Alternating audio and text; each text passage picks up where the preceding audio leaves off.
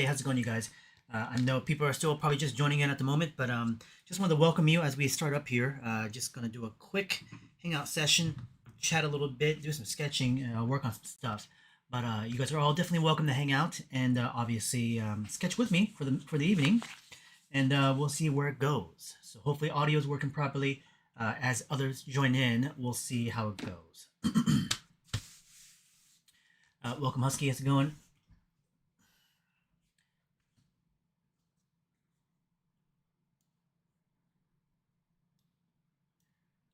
Yeah, welcome for those guys just jumping in right now. Let me just make sure I got everything properly set up. I have a couple of sheets here I'm going to use. Put that aside for now. It should be hopefully clear enough. I have a couple of tools I'm going to go for. Excuse me.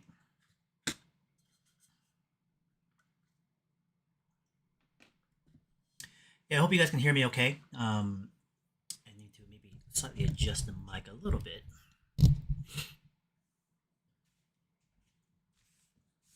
All right.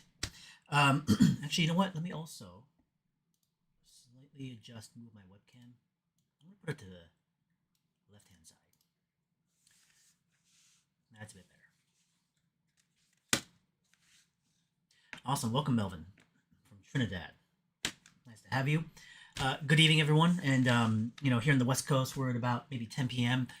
For those of you that are joining in internationally, welcome again. For others that are here in different sort of time zones, if you're in the East Coast in the U.S., it's going to be a little bit later for you guys, but some of you might be here with us. We're just hanging out today, just sketching and drawing. I haven't been on live stream on a YouTube channel here situation in a minute, mostly due to just classes. Class has been so busy, and of course, last couple of months been a lot of travels. July was kind of insanity. With going all over the place. San Diego Comic-Con was one of them. I was in Korea in July. This month in particular is also going to be crazy slammed. I'm heading out to New York Comic-Con next week, and then I'll be also at the Lightbox Expo at the end of the month. But I figured today will be a nice moment to kind of sit down and kind of catch up again, due to the fact that classes right now are off, and I am opening up registration tomorrow. So classes will begin sometime in the latter half of the month, which again gives me a little bit of time to jump on once in a while. So in terms of what I'm working with today, I have this particular special paper from Korea that I bought. This is mulberry paper, which is handmade. I believe it has elements of grass in there as well too. I'm sure it's bleached or something like that, but it comes in different sort of tints and earth tones. But I have this, and I bought rolls of it when I was in Korea. So I cut them down into certain sheets, and I have this one over here, which I did yesterday. Now, this was the first image that I played with this particular paper. And what I was using to sketch with was the carbon black brush pens. I also have just a water brush that's normally would fill with water, but I do have a watered down ink in this one. It doesn't really flow that well, but I'll use it like this for kind of adding a little bit of value adjustments here and there. I was hoping to maybe even draw with this one as a gray, but I think I might even just turn to this one. This is my thin line. This one I bought when I was in Japan last year. This is from a company called Akashiya Corporation, thin line. And I never really found these in the US, but I do like it. This one has a bit of a green tint, so I don't think it'll be that bad to use, but I'll play with it and see how it goes. I was hoping to find the gray, but I think this will be fine. In terms of what I'm going to be sketching tonight, I think it's going to actually stay within a similar sort of theme of what you just saw.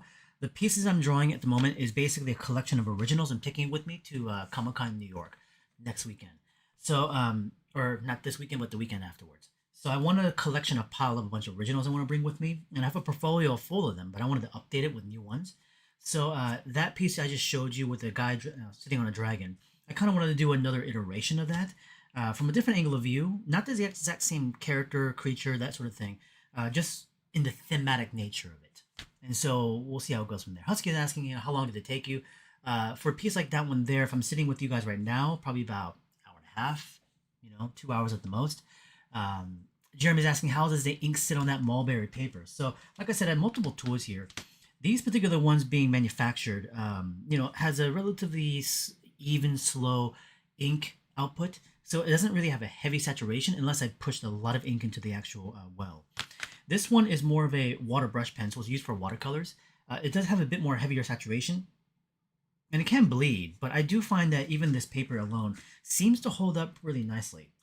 What I haven't used yet were things like felt tip pens, um, sharp points like fountain pens. Essentially, I haven't used that just yet. I'm going to at some point, and I'll play with it and see how it goes. I don't think it's going to catch. The paper is actually relatively smooth, given that it's handmade fiber. They must put a lot of pressure, to smooth it out. I don't think there's any sort of surfacing coating on it, um, but it does have a slight sheen. But I think it's just a paper, kind of catching light, and it has a little bit of a sparkle to it. So I am going to be using this thin line pen for now.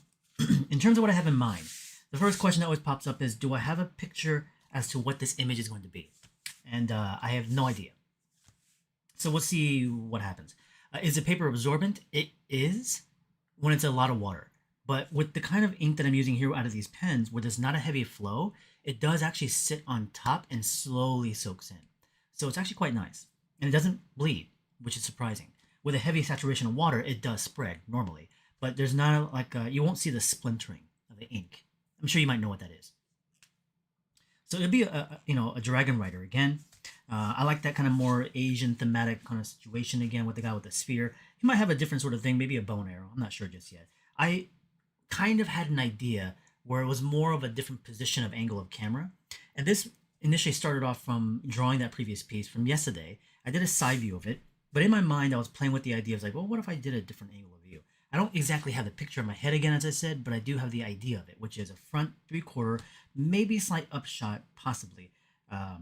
So I'm already kind of imagining where I want to place stuff. So it's not a clear image, but what I do have in mind is where do I want to place things? That's usually where it goes for me at first. So I don't know what the dragon looks like. I don't know what the guy's going to be wearing. I don't know what he's going to be having as a weapon. All of these decisions I'll make as I go, but the things I am thinking of as a visual is more about placement, scale, sizing, and position. And then, of course, maybe a general idea of the pose. So he's not going to be running. He might be doing a slight forward gait or a posture posing where maybe the front leg of the animal is situated on like a stone or a rock.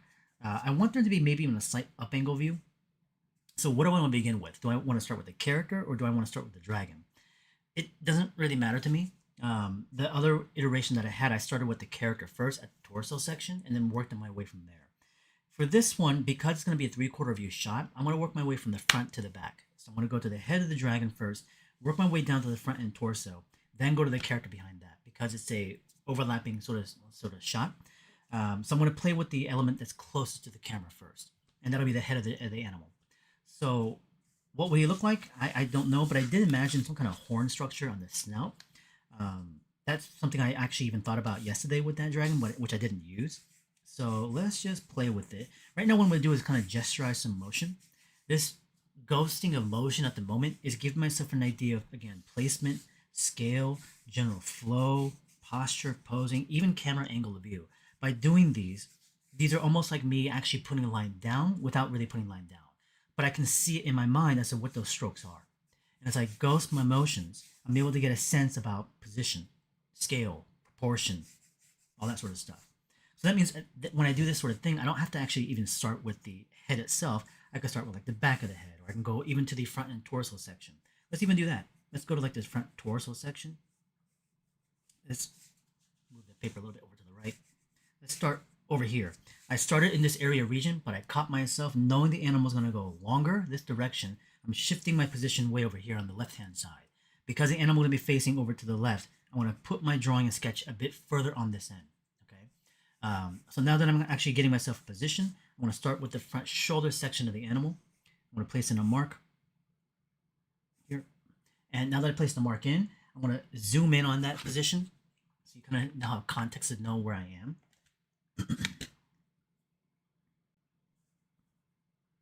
And we'll just start kind of cutting away. Now, I'll kind of get into this as I'm sketching today a little bit. This is going to be something of a discussion when I have at Lightbox. If anybody's going to be there, by the way, for the show upcoming by the end of October, Lightbox Expo will be here in Pasadena, California.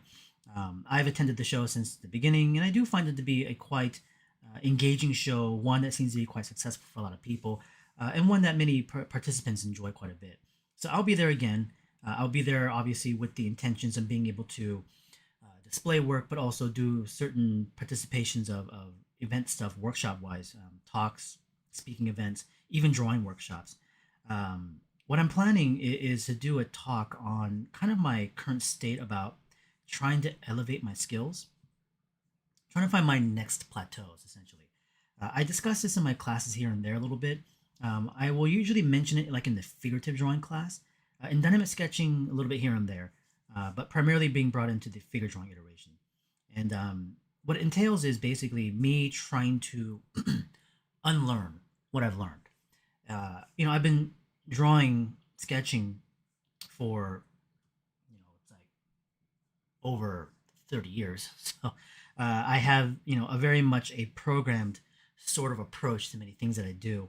Um, and through the education and foundations of my school or places I went to in school, it's been kind of, the training has been naturally kind of embedded into my system. So when I approach sketching and drawing of anything from the imagination or observation, I have this very systematic approach that's very kind of, to the point. But in that, there are certain kind of issues entailed in that for me. And this has to do with them with like conversations I've had with other peers, them also even giving me feedback because I would request it. People that will obviously respect. I don't really get a lot of feedback as you kind of get older. You also get a bit more experience in your skill, build a reputation. People don't really give you a lot of like critical feedback of like, oh, maybe you should consider this direction or try that or try this. And everyone just kind of like basically validates what you're doing. It's like, great job, keep going. It's awesome stuff. And I appreciate the comments, but I don't. I'm not in the position of getting a lot of that kind of criticism these days anymore, which I'm the one giving it to students now. But for a professional artist, we're always still looking to grow. And growth really comes in being able to have a moment of reflection and being able to be challenged as to, where you currently stand and what it is you might need to be doing to be able to elevate those skills further. So for me, I'm looking to be able to try to find that and having a couple of moments of discussion this year. I'm starting to pinpoint what I need to kind of fix. Not really, that's not the best word to put it. It's not really fix, but more being mindful of mindfulness. And I would even mention this in a comment on social media, and people would say, well, aren't you already being mindful? How aren't you already being, kind of aware, having that awareness set in terms of what you're doing, how you're doing it, all that sort of stuff. And I am, but that programmed sort of training is still so strong. It's really hard to let go. I'm going to zoom in a little bit closer. This is the front end of the animal. This is the chest region. This is the shoulder part. This is a joint to the elbow going to the front end. This is being built off of the animal type that's more equine, like horse, donkeys, goats, that sort of stuff. But I'll make it more dragon-like. So I've already kind of chosen the animal's anatomical features and inspiration and infusing it to imagination. All right. Now, was that kind of pre-designed? It wasn't, but it's something I made the fly decision in the moment. So I could have created an animal anatomy more like a big cat, which the previous animal is a little bit more like that. So this is a chest, shoulder area to the back elbow, front end. So this is a little bit more big cat sort of like feature, where this is more like horse. Keaton is saying I'm not late. You have no idea. My usual bedtime is about 2 a.m. 10 is very early for me. So I just ate dinner. That's why I'm streaming late. So, and I was going to try earlier today, but I had a bunch of other errands and kind of important stuff I had to take care of. So we're streaming now. So I'll be on for about maybe a good hour and a half, 2 hours possibly. So you guys are welcome to hang out as long as you can. Vloopy's mentioning, criticism is hard though when it isn't asked for. It can come across as rude. How do we give feedback when it's not asked for? Well, usually I wouldn't give feedback if it's not asked for. I'm giving feedback to students because they're paying for that situation of feedback. But in terms of a criticism that's not asked for, I agree with you. I don't think it can be appropriate sometimes. So I think the person should be able to request it. So for me, with my peers, I did ask. I was looking for their thoughts in terms of where I stood in my current skills, the peers that I looked up to as well too.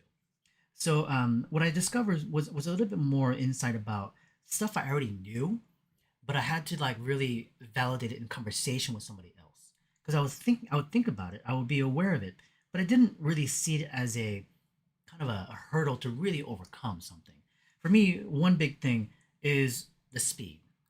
Some of you who will watch me draw on things like live streams or live drawing shows and stuff like that, I'm kind of I've built up that reputation again of my quickness, my speaking, my movements, my drawing, my sketching. It's all a very high rate of movement, So it's constant go go go, and it's all very natural because I didn't train myself to be faster.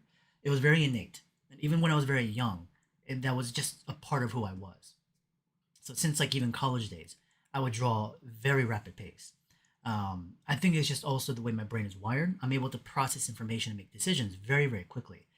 Whether it's the right or wrong decision, that's then one of the main issues. Is that I can make quick decisions of like, I want this change here, I want that over there.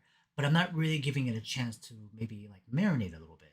Maybe like, well, what do I want to do with that? Maybe I can alter a different decision given the fact that I have time. But a lot of times I'm in a position like this, like in a live stream where I'm talking to people and I feel like I have to perform. So I gotta move, move, move, move, and I don't want to bore you, right? So when I'm in that position of like trying to perform in front of others, that then starts to increase the rapid pace of thinking because the adrenaline's going up and the chemicals are kind of kicking up a little bit more. So my body is trying to keep up to the pace of my mental thoughts, which is going at a higher rate of speed. So then it becomes very kind of intuitive where the training takes over. So it's no longer me being actively being decisive of choice. It's immediately reaction based on training that I've had. So I resort to things that I know really well, and then that results in things that are very repetitive, visually, but also systemically in terms of how I create things. Now, it shows confidence, it shows skill, and I think it's still a strength for me. But I'm also what I'm trying to do is not really alter or change myself, and I'm trying to add to what I already have, which is what I try to do for other students as well too. When I teach, I'm not trying to change how people approach sketching and drawing. What I want to be able to do is give them insight about what they are doing and different ways of looking at stuff. So that's how feedback should be approached, in my particular opinion. So when I'm giving that information for myself as well too, I'm coming at it from that angle, like, well, I know what I know. I've been told things that I also agree with because I do know those things that are happening. But now I'm in the position to be able to kind of think about, well, how do I now alter the approach to this? And what should I do with that information? So here right now, as I'm drawing with you guys, the reason why I mention it in the first place is because you'll start to see maybe a slight difference, maybe in a variation of how I'm sketching today with you guys, and compared to normal, where there'll be moments of like when I'm speaking to you guys, and I'm not really drawing, I'm just talking, and then I'll come back to drawing, but I'll move relatively quickly. But I'm going to be a little bit more, paced about like where I want strokes, where I want information. Um, so right now I'm kind of concentrating more towards the front over here, but what I also then want to consider is not just the rate of movement of speed, but then it's also then about um, where and how much information I want to give. So right now this is going to be like the hoof of the animal, but instead of all the additional details on the hoof and texture, I'm just going to draw the shape of the animal's anatomical structure, move on from there. Let's just go to other spots and try to also continue to increase the idea of just visual shape. And again, these are things that when people hear, like, well, aren't you already kind of doing this? And that's the thing, is like, I am. I teach that. I tell people this. But the problem, of course, is even though, you've been doing a certain, let's say, approaches and mentalities of how you use a certain skill over and over again and train people that way, it's very easy to kind of resort to, sort of your natural tendencies and stuff. Where for myself, I tend to kind of over detail or overthink, over control, and then I start to go faster and faster and create so much line. So even though I teach it and I bring the awareness to it for others, I myself can also fall into those traps, which is very, a common thing for many people who work in the field. So now I'm trying to kind of present that out into the front and the forward, so that way it continues not to just communicate to you guys what's going on, but to remind myself. It's really more for me. It's not really for you because it's information that, I mean, what do you do with it, right? For myself, as I talk about it, I'm able to bring it to the boiling point and understand what's actually then happening and be mindful and make the proper decisions of what I want to be able to do in that situation now. So here's that front end of the animal. Let's zoom out a little bit.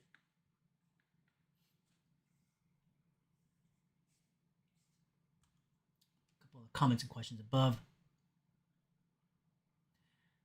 Sako's asking, What if you willingly break your approach, rebel against your own style? Well, that's the thing, that comment, it sounds so easy to do, right? It's very much easy to say that. It's like, well, I'm not going to just do what I normally do. I'm just going to do whatever. It's not supposed to be a random thing. I can be chaotic and be spontaneous of my random actions of movement, right? That's one thing. But it's not about chaos per se. It's more about being, again, more mentally and visually aware of making myself aware of those situations of problem solving and choice. The problem was choice again because I was moving so quickly and thinking so fast. The choice wasn't really ever made because there was no choice. It was all based on reaction through training. So it was all just go, go, go. Which then, like I said, resorted into producing things that I normally am comfortable with, which produces very similar feeling looking things. So that's one of the things that kind of pops up for me. Let's go down to this part of the leg. He'll be standing on something here.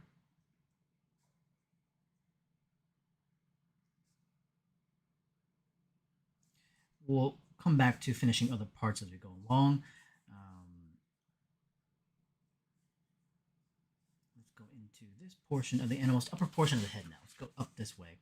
We're going to put the head around this area as it goes around to the neck. Kind of want that elongated neck-like feature, just like the other creature mount.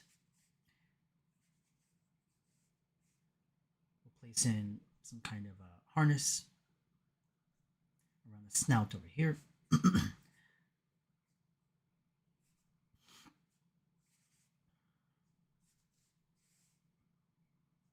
go forward here into this front horn, which is something I just mentioned earlier.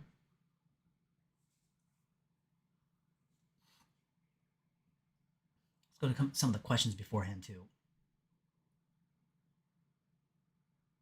That Diego is asking, thanks to my book, you burned through a bunch of felt tip pens, which it's a situation which I understand pens can be expensive, of course. We can talk about that real fast. So being the fact that maybe financially it's a little bit difficult to buy a bunch of those kind of pens, would I recommend a fountain pen under $25 for the beginner? And what would I recommend? Yeah, I could. But here's a couple of comments in terms of materials for the dynamic sketching approach. All right. First, why are we using felt tip pens in the first place?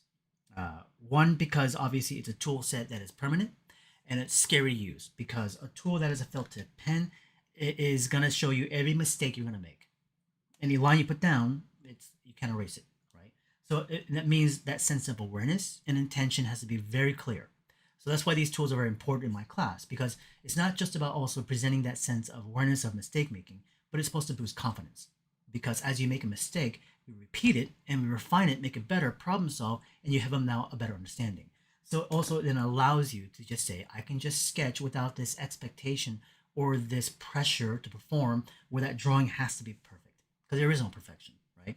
So through that process of using the felt tip pen, it's supposed to allow you to actually let go of some of those pressures. In the beginning, it's difficult because it's still scary, but that is the initial sort of like jumping off point. So using the felt tip pen is one thing, but if that pen, of course, breaks down due to just overuse, dries out, maybe you break it, it can be hard to replace for some people because the cost can be somewhat high for some individuals. So what would I also recommend? Well, fountain pens could be one ideal situation, right? A fountain pen like this one here. And certain ones can be much cheaper. There can be like $8, $9 fountain pens, which I would recommend the Platinum desktop pen. It's a fountain pen made by Platinum. You can find it on eBay, jetpens.com. Any art store should not any art store, but online art stores should carry them. Jetpens.com I would recommend. But Platinum desktop fountain pen, any sizing is fine. Would be highly recommended because it draws beautifully.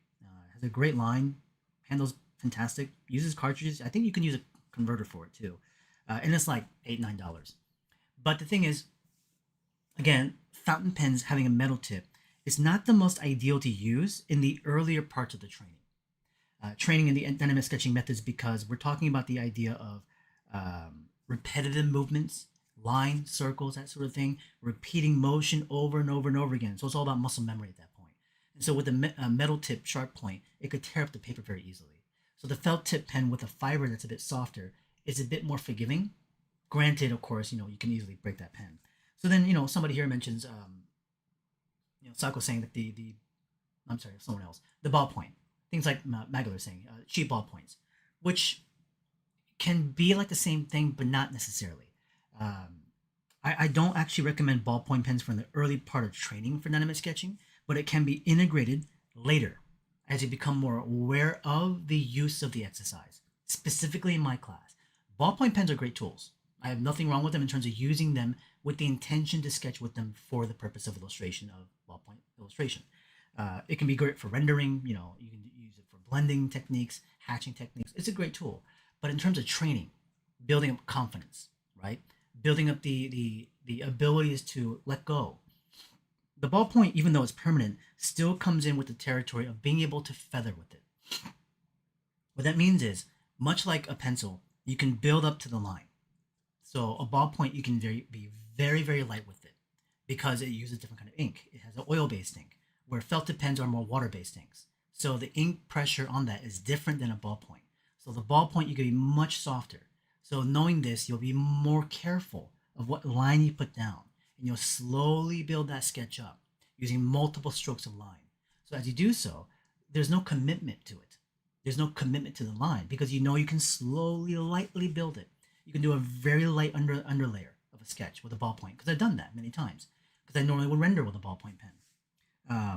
So it's still a great tool, but in terms of, again, that aspect of training, I think it still takes away a little bit of that harshness of what a felt tip pen would give you. So now, if the felt tip pen doesn't really work so well, there are other options, right? There could be like metal tip pens, things like gel pens, gel roller pens of high tech C's, um, signals from Uniball, but the costs are going to be some relatively the same. So, I would still recommend you would maybe purchase once in a while a felt tip pen, here and there. Obviously, you don't have to buy like bunch, packs and packs of them, but just for basic training. But here's the thing: going back to the ballpoint pen, yes, I would then bring in the ballpoint pen after getting used to the felt tip pen a little bit more. Because when you start to build up a little bit of that confidence with the felt tip pen, then it's just about the motion. Then you would use the ballpoint pen for the exercises in my class. So that way, yes, it is cheaper because the ballpoint pen will last longer. Um, so then that's one route in which you can go towards. So I agree with the use of ballpoint pens, but it's more when, okay? Not at the very beginning. A little bit later when you start to build some training up. That's how I would recommend the use of the tool. But the platinum, like I said, the platinum desktop fountain pen, I would highly, highly recommend. Cheap, tool, but draws beautifully.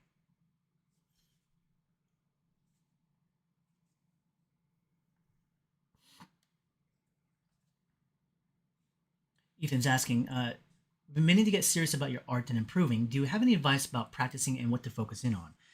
Well, I mean, if you're just starting, don't try to overtly systemize and create curriculums about how to train.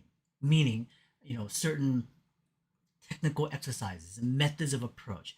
Those sort of things using classes and books and resources and videos can, of course, be explored and brought in at some point, even now if you want it to be. But in terms of the seriousness of the actual training, I would gradually get into that part. But in the beginning, right now, in the start of it, just explore tools. What kind of tools do you like? Do you like pen, ballpoint, pencil, color pencil, pastel, digital? Do you like other kind of mediums? Clay, 3D, photography, cinematography, drawing and sketching with whatever tool set. And then from there, subject matter. What do you like to draw? Do you like to just create characters and make animals or, draw things that are abstract? Or what you're essentially got to do right now is just play. Play and experience things. So if you haven't really drawn for yourself in a long time, maybe you did as a kid, but maybe you haven't in the recent times because you decided to get back into drawing, get back into the mix of being able to educate yourself for the ideas of maybe becoming an artist, professionally or otherwise. But just because you have the intention to choose that direction, you don't have the I don't want to say experience per se, but I mean basically it's just a time investment that goes into it, and it's more on that of quality of the work, but specifically in terms of the physical connection to you, your brain, down to the pen. Which I'm not saying you should be proficient with all tools, but you start to get a sense about how you manipulate tool sets, right? Um, and that's one of the benefits starting younger compared to someone who will start a little bit older, which is The benefit of someone starting a bit younger is that you've built up the physical endurance and you also understand general movement and manipulation because you just play with the tools.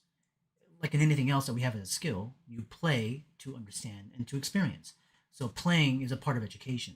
So if you haven't done so as a young person as much and you stopped even when you got a little bit older, you kind of have to get back into that because not only for the play of being able to get into connection of the stuff that we're doing now again, but also to reinforce that experience of play. Because as you move forward into more of a serious sort of like structured, kind of learning, you don't want it to become like another job. You know, I mean, the reason why you want to become an artist shouldn't be because well, I'm looking for another job to make money. If you want to make more money, you can do something else. So this is such a hard and difficult field, super competitive, and the chance of actually making it out there is remote. It's possible anybody can potentially get there, but you're going through an uphill battle at that point. So you got to be able to love doing what you're doing because it's not always going to work out the way you want to. So if it doesn't work out, you got to be able to retain the essence and the focus as to what you really want to go for, which is maybe the simple love of doing it. And by chance, the byproduct of it is that it may give you an opportunity, a job, a client, whatever the case is, or you just creating your own work. So start there, and then maybe look at actual class experiences and whatnot.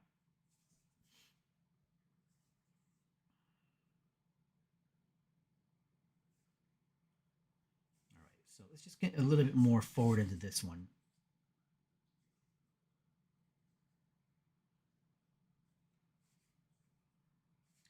Take a bit of a breather in speaking, and just get a little bit more visual on place. Just trying to think of anything else I want to kind of consider now. We got up to this point here. When I work my way back this direction, start considering the character. I want to have him face this direction. This way,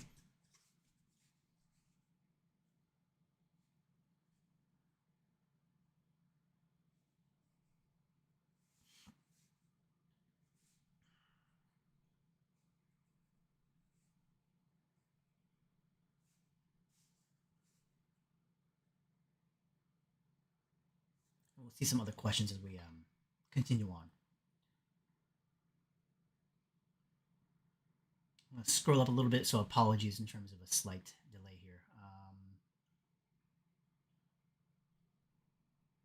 One question here from Chinner is asking, how do you make good appealing shapes and how do you merge them together? Well, in terms of appealing shapes, you're talking about something that's a bit more subjective based on your preference of what you've built as a sense of taste, of what you find appealing, Because I can draw you a bunch of shapes and I say, I find them appealing, but you may not agree. So, based on preference of visual aesthetic and style, the more you consume things you've seen from other people, other artists, other experienced individuals, and you say, well, I appreciate and I find their shapes appealing. The way you draw this animal, I find those shapes appealing. So what you do then is you consume and absorb. You might even replicate in the beginning. As you replicate that, you get a sense about well how others do it and then how you might use it, and you start to build an identity around that. So the more you start to experience and consume others' stuff out there visually, you can start to maybe answer that question for yourself because that's your responsibility. I can't tell you what an appealing shape is for you. I can show you some standards, but that's more of a kind of a technical educational approach. But that you can then learn in a class or in a book or whatever video you will watch, and that's the way I would consider it, basically.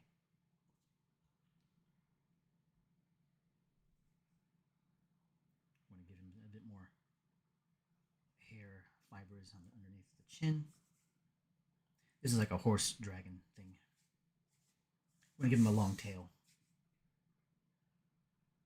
I always liked a lot of the Asian dragons tend to be a bit more of a hybrid mix of things like horses, goats, almost serpents.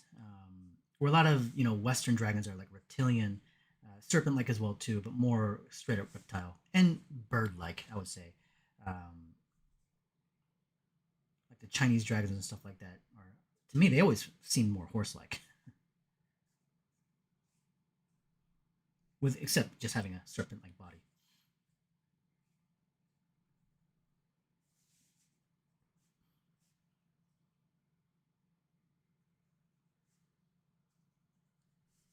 think I'm going to put the legs back over here. That means I'm going to put another hind leg structure over here. And we're going to alter the hind legs. Not to be this kind of classical traditional horse-like feature, but we're going to change the back feet to be more claw-like. I'm going to put the other legs over here.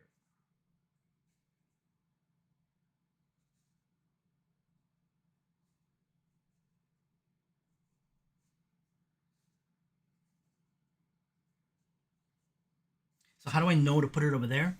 I don't. I'm just estimating by eye. Best I can.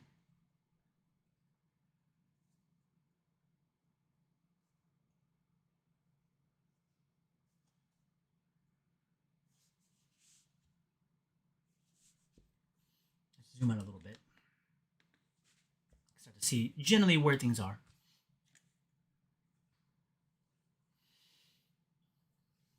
And thank you for all the comments. People jumping in. Juliana, welcome. Let's see here. Question is one I have. You're curious, how can I purchase your book? Also, do you have any video demos Norm did back in the day? There's not a lot of videos of Norm, who was my mentor from Art Center, of sketches, drawings he did on the chalkboard. It just, we never recorded it. You have to understand, back when I started at Art Center, this is in 2001. I had him as a student in 2003. And, we didn't have the phones that we have today. So we couldn't record anything in a classroom. I had a crappy, cell phone. Eventually, I think I ended up getting a Razor, a Nokia Razor. And the cameras are crap on that, So you're not going to sit there recording. And that was never even like in our process of thought, that wasn't society at the time. We didn't have this mentality of capturing everything through photography or video on a phone. We just watched, right? So with Norm's demos and processes, they were very minimal, if none, of any sort of recorded demos, which is unfortunate. But that was just the time. We're talking about late 90s, early 2000s. There's a few that were captured at a time for a certain special kind of like talks or guests that were here, which I did upload, some of those videos. Was it on YouTube?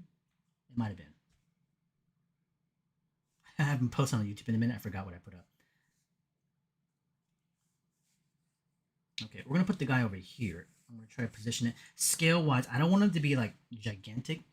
Top of the paper's over here anyways too, so I need to make sure that he's kind of in a position where he's gonna be to a smaller scale to the animal. So let's see where I can put him. First, actually, let's even establish like the tail. I really wanted to position him to the left so I can really elongate the tail section all the way out here.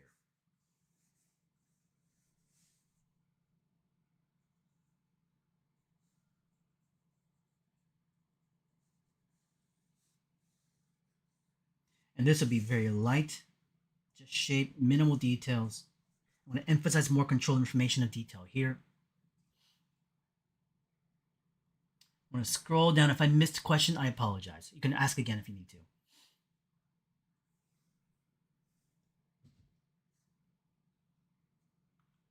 Sayan Kim is asking, did I teach at Art Center for 10 years? Starting in 2010, I taught in the illustration department and also in the product design department. And I was there for straight 10 years, from 2010 till, no, it was more than 10 years, I'm sorry. But it ended it, well, a little bit beyond 10 years, but it was right after COVID. So it was March of 2020. Basically 10 years. But I left. I left after COVID.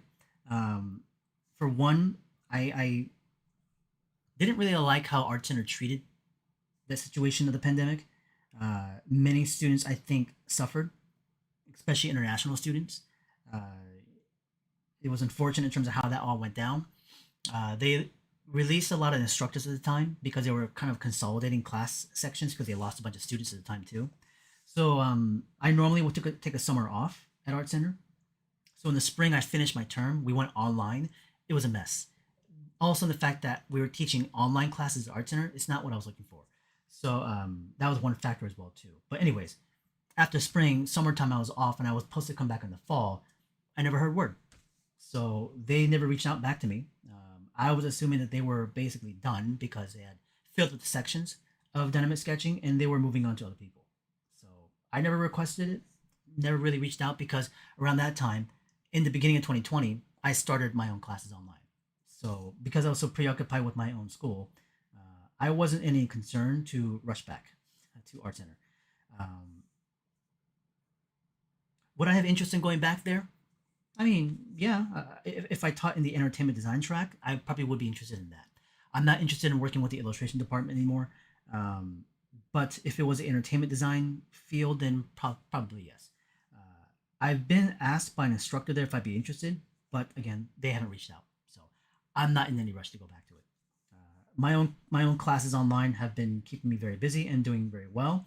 So a lot of the schools I was teaching at, I left. I left the Concept Design Academy. I left CGMA. I left Art Center, Brainstorm. All these schools that were out there and also locally here, they all shut down or closed during 2020. Didn't really come back until 2022. So around that time, I was pretty much building my own online kind of platform.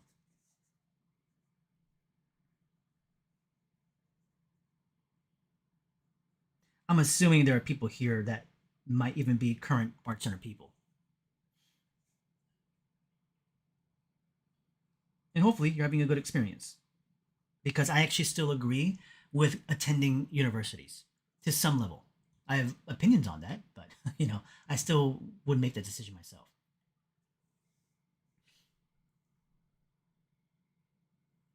Sako's asking, do you take inspiration from classical art or neoclassical, ancient Greek stuff? Oh yeah, I was a huge fan of mythology of various types.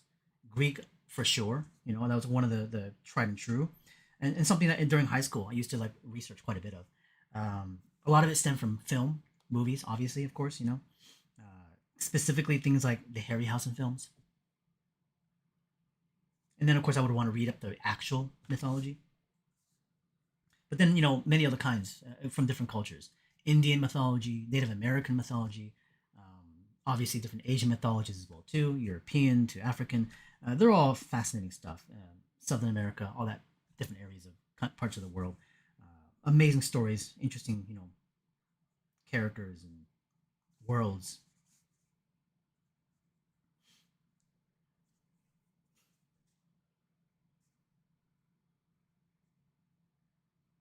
Hopefully, as you guys are here, you're sketching with me during these kind of live sessions. I usually recommend that use this time to not just hang out, talk. Some of you might only just be here for a few minutes. Some of you might be here for a while, but use that time to be able to just create for yourself. And right now, we're just drawing a dragon with maybe some kind of rider.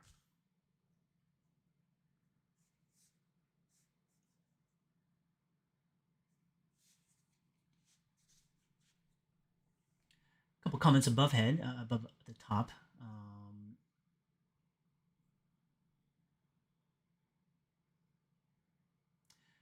Irrelevant name is asking, do you have any tips on how to get less frustrated at failing a lot with repetition? Good question. Um, Difficult one to answer, actually, because we're talking about a very personal experience. And basically, to give it a bit of context to people, repetition, is something important to do in sketching exercises, which is to be able to start with a certain approach about what it is you're trying to train, whether it's a certain movement exercise or a subject matter exercise. You're drawing, let's say, a person, you're drawing an animal, you're drawing whatever object, and you repeat to be able to not just get better, which is an obvious outcome, right? We want to increase quality and refinement, but it's also about being able to experiment. Well, what if I combine these shapes and forms to produce that thing? And if it came out a certain way, well, in my next repetition, I'll try a different combination of forms, right? So, for example, if I was drawing this dragon head, I could start off with a circle, a sphere, to then maybe a planar form, to maybe something that's a bit more pyramid. Maybe I want to incorporate cones for the horns.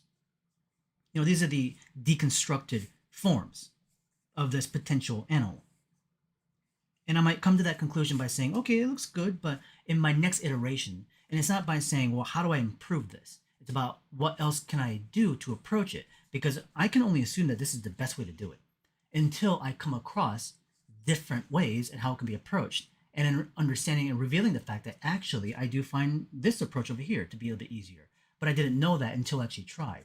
You can keep going this one direction and become more successful with it, be more efficient with that, but you might find a different pathway that would have been even faster. If you hadn't experimented, you wouldn't have found it, right? So then what's an experimentation to this? Well, maybe I'll try instead of a circle or a sphere, I'll try a planar form to begin with. And then I'll play with maybe something a bit more conical or cylindrical to then a planar form towards the end. And then maybe the horns themselves could also be planar. I can also then play with things like proportion. I can play with things like, posing. I can play with things like detail, eventually. They're essentially trying to capture the two same things, but I've approached it differently based on different kinds of forms. So as I look at one to the other, I can now make an executive decision by saying, well, I like that. It was pretty cool, but this one felt more natural to me. So then as I go forward, as I repeat more iterations, I like this approach. I'm going to repeat that again. And this time I'm going to refine it better. I can make a better line quality. Then I'll actually even add more details. I'm going to do another version. Here's my circle. I'll also get faster with it. My goal is not to become faster, but that's just a natural byproduct because I know what I'm doing already. So that means there's no more thinking that has to come into this sort of like approach. But I can also hybrid. Maybe I do like a bit more of the planar for the horns. So I'll mix and match. And I can start to place in where features of details will go. The brow will go here. This is where the eye goes. Here's the cheekbone. Section of the mandible. This is where the neck was. It's got like ears or additional fur or hair. Now that I've built that, I'll do it again. And I'll repeat the entire process and then add more details, but then also potentially edit the constructed process. Well, do I actually even need to have, from the sphere, do I need to actually construct that from, the whole front section? Well, maybe I'll just do the combined element. Instead of splitting that front and little snout apart, I'll combine them together, creating less constructive line. So then this also alleviates the pressure of how much visual construction that I'm doing, which increases more efficiency, helps easier to remember the process, but also creates more room for detail. Well, then my next one, what do I need all that other construction, right? So it starts to go a little bit faster and more simplified, minimal of approach, but yet fully deconstructed from the beginning. This is a repetitive process, right? But you can still fail. And when we say failure, it's a kind of a difficult kind of question, mainly because we can definitely guide that the question in that way, which is I can focus in on the failing aspect of it, because we can all agree that as we study these things, we could fail, and that's something that we may have experienced. I would draw something, it didn't come out to my expectation, right? And that's usually what leads to the idea of a failure, because I have a set idea as to what it's supposed to be, or something that I'm looking at as what it's supposed to be, and as I produce it, it's not matching up. So then obviously that's a failure, right? So what we have to do is basically scrub that mentality.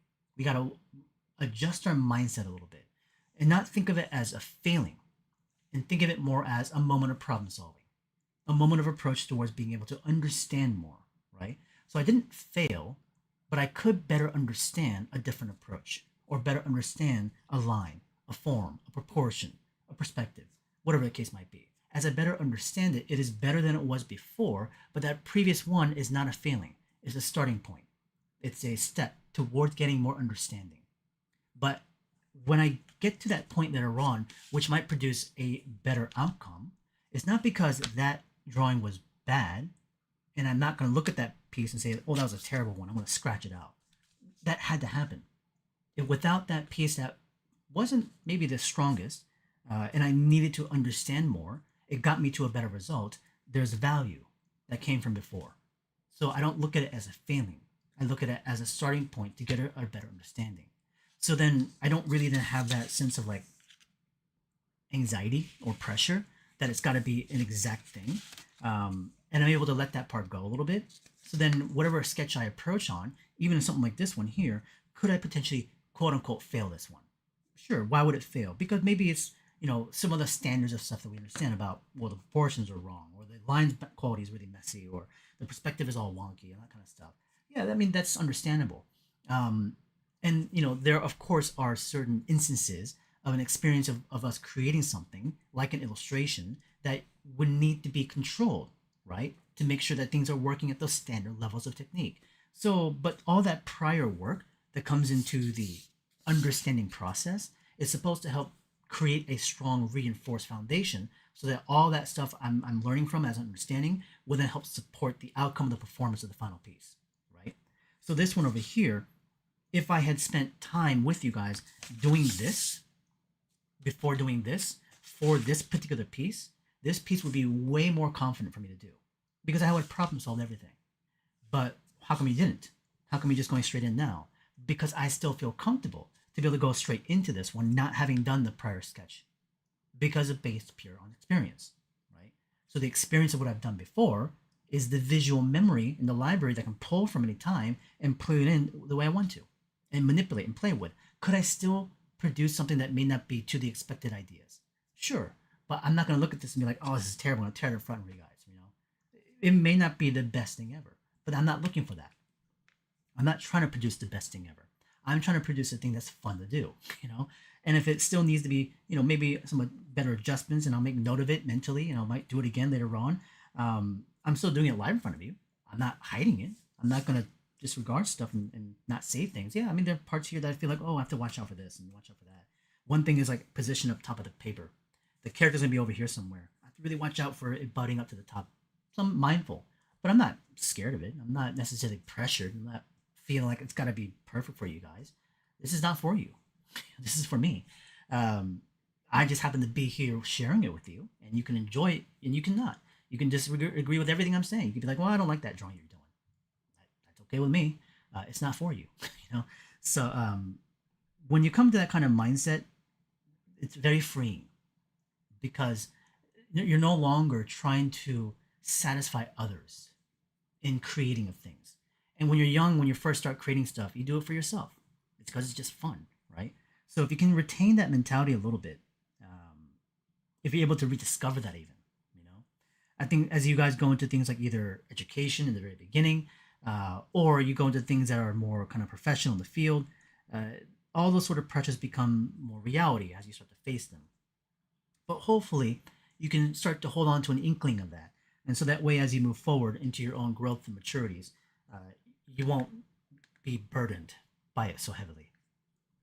Okay, so I'm going to place the character's head up here. I'm going to zoom in a little bit so you can kind of see better because sketch is shrinking smaller a little bit here.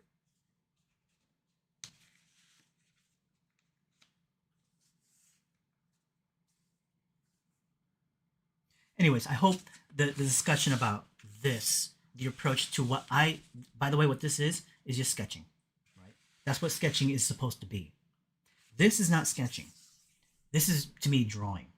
Drawing to me is, basically creating an image with the intention of being able to have a piece that I could potentially use for whatever purposes of either like, a sellable piece, an illustration that could be printed, something that's going to be marketable. But the sketch work, this is where the most important step is. If you don't spend time in education building this sort of foundation, allowing yourself to sketch before you draw, then the drawing that you want to do that's supposed to be, let's say, quote unquote, sold, you will feel much more anxious about, right?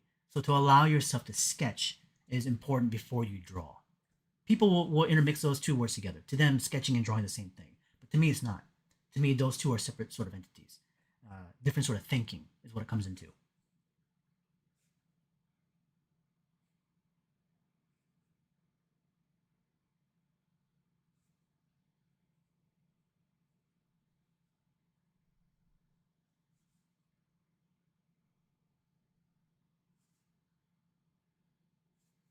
This is not really about the character, so I'm not going to push way too much information on him. I wanted to focus on more the combination of the two. Question I have right now is I'm having a hard time filling up large spaces like the body of an animal. Any tips on how to make them look less empty? What you could use potentially here is, and it's hard to do, but it's something that you would be able to learn over time based on one, observing others who do it well, and two, learning it from classes on technical ways of approaching it. And so what it is an indicative process, right? So onto the surface of this animal, there could be texture, hair, scales, reptilian, or fur, or a hard, rough skin like a rhino. There could be whatever surface information of detail there could be. Now, I don't need to fill it, but if you wanted to fill it because you felt like the space is too empty and you want to convey some information, what we want to do is what we call indication. We suggest the information that is there, but we don't want to just fill it up, because if you fill it up, it's too much over information. It flattens the image out, and it's too much work for you. It doesn't actually communicate very clearly because it doesn't necessarily give us the essence of what it is. It's just too much, right? So in sketching and drawing, anything you create visually, the idea is you just want to be able to give the audience just enough because they themselves will fill in the gap. If you tell them everything, it's not that interesting, right? If you literally showed every single bit of information of detail. So you want there to be a little bit of discovery, but also an idea of being able to imagine, to visualize to what's going on. So the artist, you, the creator, needs to temper your decision making of how much you give and how much you don't, which is very incredibly hard to do. So being suggestive, indicative, is through mark making and through shape design of suggesting whatever information you're trying to give, whether surface wise or whether based on things of actual structure and form, right? Maybe even anatomically. So indicative processes is all about then, of course, finding the visual solution towards how to make a mark with whatever tool you're using to capture the visual idea and the detail or information you want to convey, which is something that you will have to battle with. It could be a lifelong endeavor.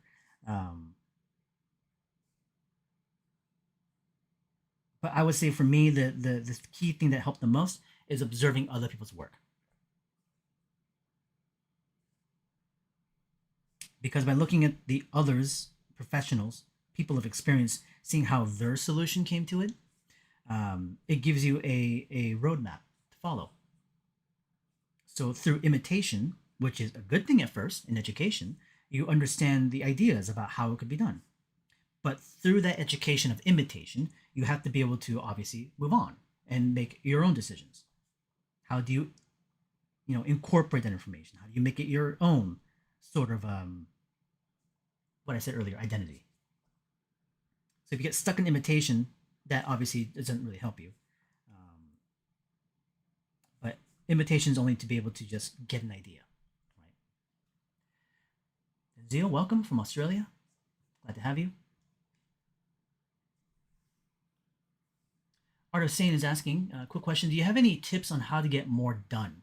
I try to draw for 6 hours a day, but I'm only able to produce 1 to 3 hours worth of work.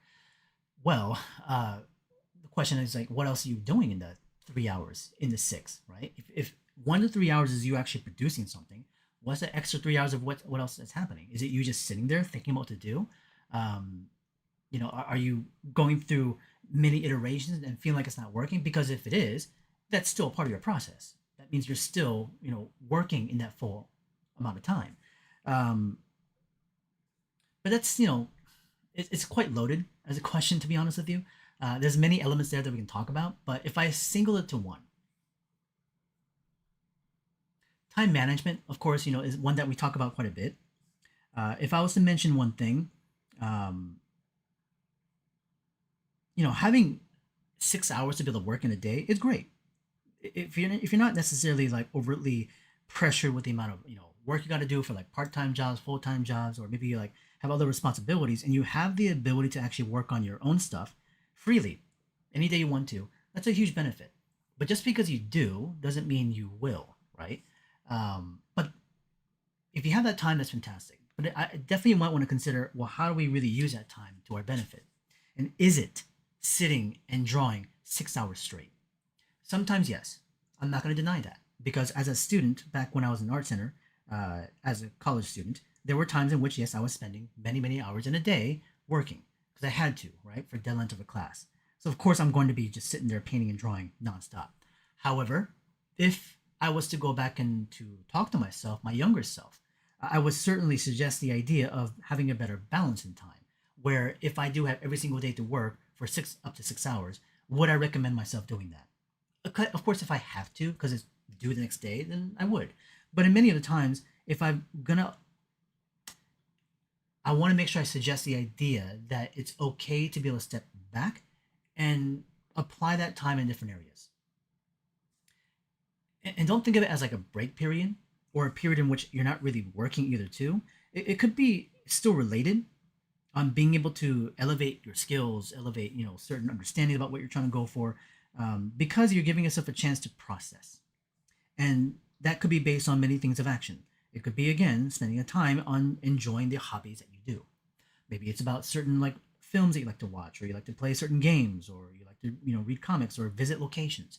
That sort of stuff to me is just as important. So if I have 6 hours of work in a day, again, I might use that time in the 6 hours to find inspiration, to find stuff that I find really kind of I don't know, a spark of a pathway. So if you try to force that, where you're sitting in front of your desk and trying to draw, and you're forcing your brain to come up with something, I'm sure you understand that's really hard to do. And yes, you maybe are using that time to find inspiration as well, but then it's too focused. You're looking for something specific, and you're never gonna find it. So sometimes what you have to do is let your brain just like not just decompress, but to have the absorption mentality, where it's not really just looking for a pinpoint thing, but you allow yourself to experience through many other mediums, and it may discover in that spontaneous moment. So then, if I'm trying to create an illustration or a piece for a portfolio, a design of an idea, a story thing that I want to create, for a serious project or a personal thing that I'm doing, I could sit there thinking and racking my brain to death. But instead of sitting 3, 4 hours doing that, I'm going to step away, give myself an hour, do other stuff. Maybe I will, go through my comics. Maybe I will play some video games for an hour. Maybe I will step outside, go to a store, go to a shop, hang out with friends, talk to them about it, right? And so I give myself a moment to be able to discover maybe an approach to it, a visual idea, a concept that I didn't think about. And then from there, it can get the gears going even better, so that as I come back to my table, I'm raring to go, right? And I might make more efficiency and use of my time because I have all the necessary choices or even options to go for at that point. If I'm sitting at my desk and I give myself 6 hours to work, and you're just sitting there saying, I gotta just start drawing, you might realize that time passes like this, and 1 or 2 hours have passed by not doing anything. And then once I started getting going, then it's like I only maybe work for like 3 hours at the most, where I had all this time. But again, just working 6 hours straight is not all you should really be doing.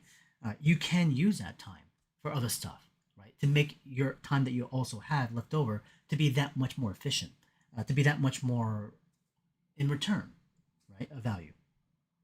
It's just a suggestion, of course. That's not really the answer per se, um,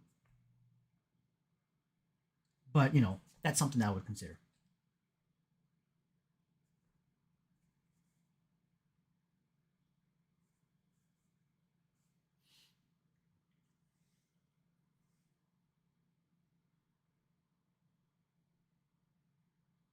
Just going back to some of the comments here.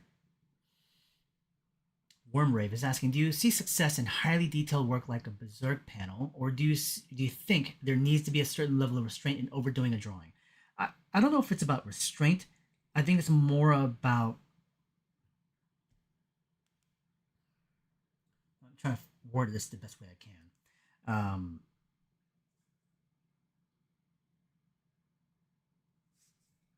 I don't want to rush into the comment here, so I'm just kind of processing it in my head a little bit, uh, because I don't want to sound as if investing a lot into a piece of information visually is a bad thing. I think for me, it's more about the maturity of decision making.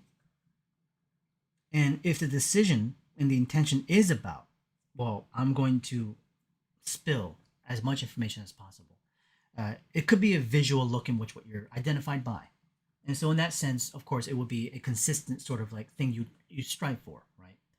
Um, but for me, I want to make sure I can give myself a moment to be able to be presented with that option in my head, where it's not necessarily just a gut instinctual reaction, to just say, I have that availability of space and information based on what I've seen or based on information that I can imagine in my head, and just spilling it onto the page like regurgitation, you know, just throwing it up onto the page. That's not what I want. I want there to be the option of choice that if I want to choose to place that information in there to that extent of level, I will do so. But it's intentional. I've chosen to do so, right? It's not just because it's just something that my brain is thinking so much of, has so much information in my mind that I can't stop myself, that I can't help myself. That's what I want to avoid, basically.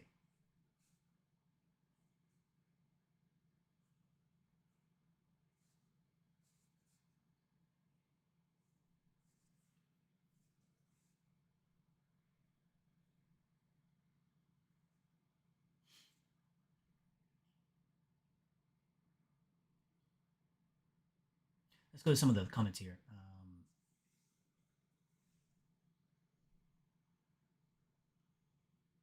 Hopefully, I don't know if that really answers that question, anyways. But again, I wanted to state it in a fact where it was more about what my consideration is in that kind of situation. Um, do I think there needs to be a certain level of restraint? Not necessarily, uh, but it's more about just being aware of choice. That's all it came down to. That was just to reiterate the answer.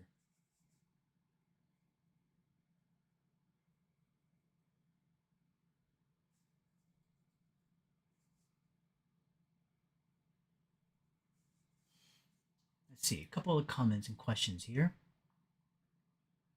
Roderick is asking any suggestion on how to study from the masters. Would it be a good idea to copy their work and then apply it and what you've learned to your own? Absolutely. And it doesn't have to be even from the masters. It could be from your peers. It could be from fellow coworkers. It could be your friends.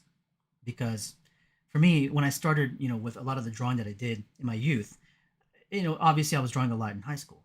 So it was my friend, my high school friend Izzy, and we would draw together all the time. And of course, we had our inspirations of artists that we liked from comics and illustration. And yes, we copied their work as well. But then as we produce work for each other through producing comics or shared projects, I look at his stuff and be like, man, I like what you did with that piece. And I would kind of be naturally inspired by it. I would want to naturally reflect it. So it would be absorbed. So even using a fellow peer was something that was extremely helpful. But of course, granted, yes, looking at masters would help a lot too. But in terms of like how, yes, you could do a one-to-one master copy, which is I have the full illustration of that guy's piece or whoever's piece you're looking at, and you try to mimic it one-to-one. But I think it's also good to make sure you also intentfully by making choices, going for something very specific of what you want to learn. That individual's line work, how that individual hatched, how that individual designed a composition of a frame, how that individual play with lighting and shadow, right? So you can isolate specific technical things and just study that one area and then move on.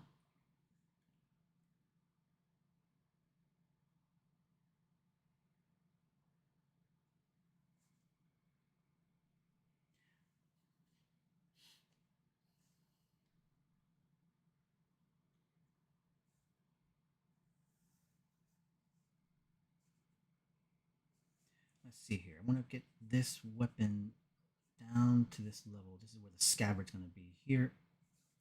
We'll have his leg come down this direction. Put like a pack next to him. This is where his knee is.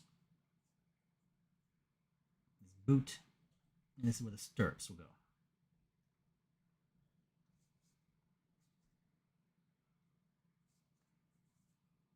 We'll give it some flowing cloth.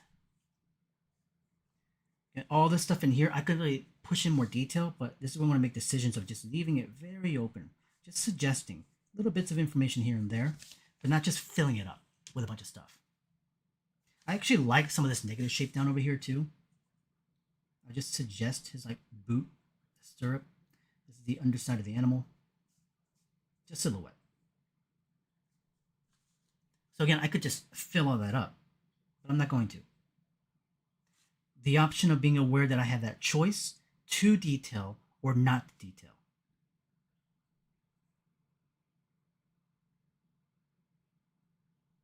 I don't want to just busy, busy, busy, busy, just fill things up. That's easy for me.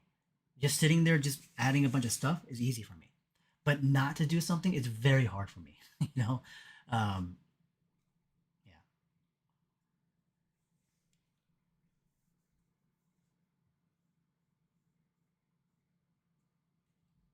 With a question above another one, Juliana has a question: how to draw when your focus is compromised? When your focus is compromised, how to get your mojo back when you're in a slump? So this goes back to the previous comment about working with peers. Now, Juliana, obviously, you and I work together, in terms of past stuff and the mentorships and whatnot. So for those of you that don't know, in terms of context, you know, um, I aware of Juliana's situation, and so this comment is not just for her, but for everybody else, of course. But the question she's asking is a very real one, which is if I'm in a funk and I can't get going, I don't really have the enthusiasm, the energy, the excitement, the excitement to just go in there and just start creating a bunch of stuff. You remember what it's like.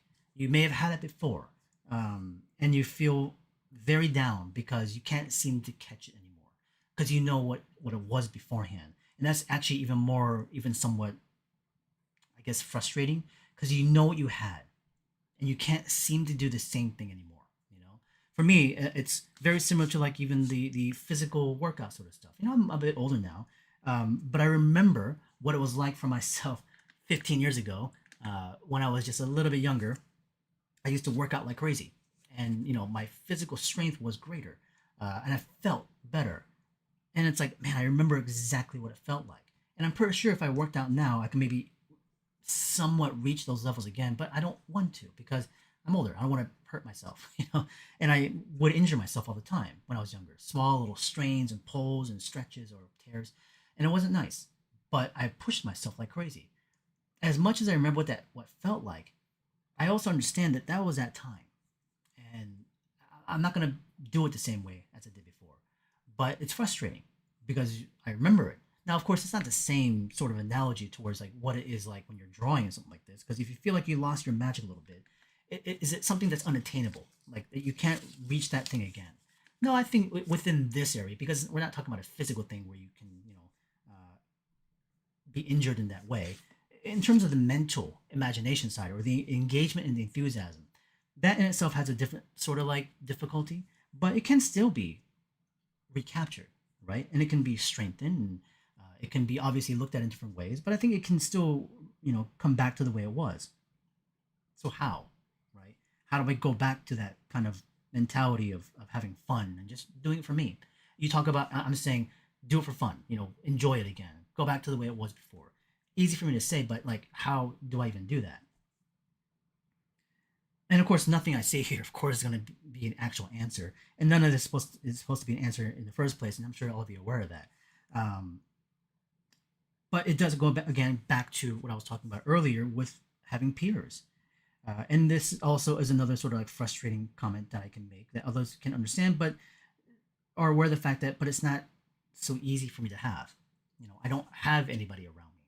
There are no peers. I have no other individuals of friends that work in this field. You might have friends. Maybe they don't do what you want to do, right? Or you're in a community of area where they're not very out there. Um, and so that makes it, of course, very frustrating. It may not be from a lack of trying. If it is a lack of you not putting yourself out there, well, then that's an issue that you have to fix, or to at least confront, to be able to kind of like nudge in that direction, right? But if it's not from a lack of trying and you can't find anything, well, then that's based on location, right? Where you are, and that's just circumstance of life. You can't control that. Where you are, where you live, and how you engage with certain individuals and who you have around you is just based on chance, right? I've been very fortunate, very lucky in the fact that when I grew up, when I was younger, to even now today, I've always been surrounded by many individuals that were one encouraging, but also very engaging in this same sort of field of interest of art and design.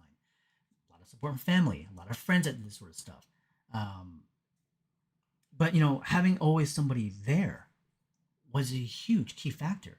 And the thing is, when I was younger, I wouldn't have been able to tell you this because I wasn't super fully aware of it.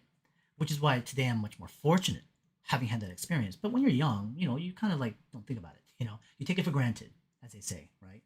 Which I probably would say I probably did. But thankfully, I've been able to retain a lot of those connections and people and relationships and recognize the value within it and been able to return as much as I could.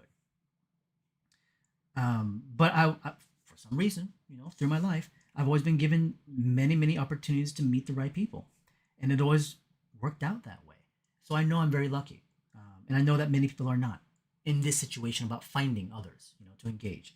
So again, there's no answer here, and it's like, well, what do you do at this point?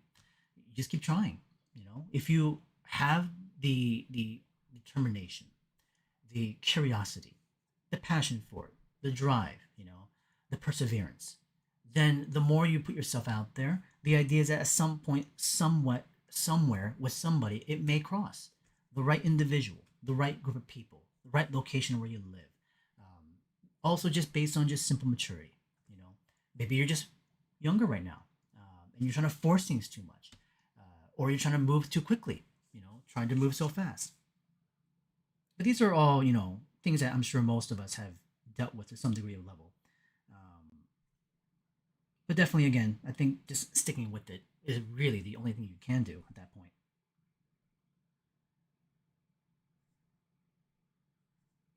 Because what else is there besides, not sticking with it? Well, you give up. Right? You do something else. And that has happened, I'm sure, to countless amounts of people. They realize, well, it's not possible anymore. And it's sad, but that's life.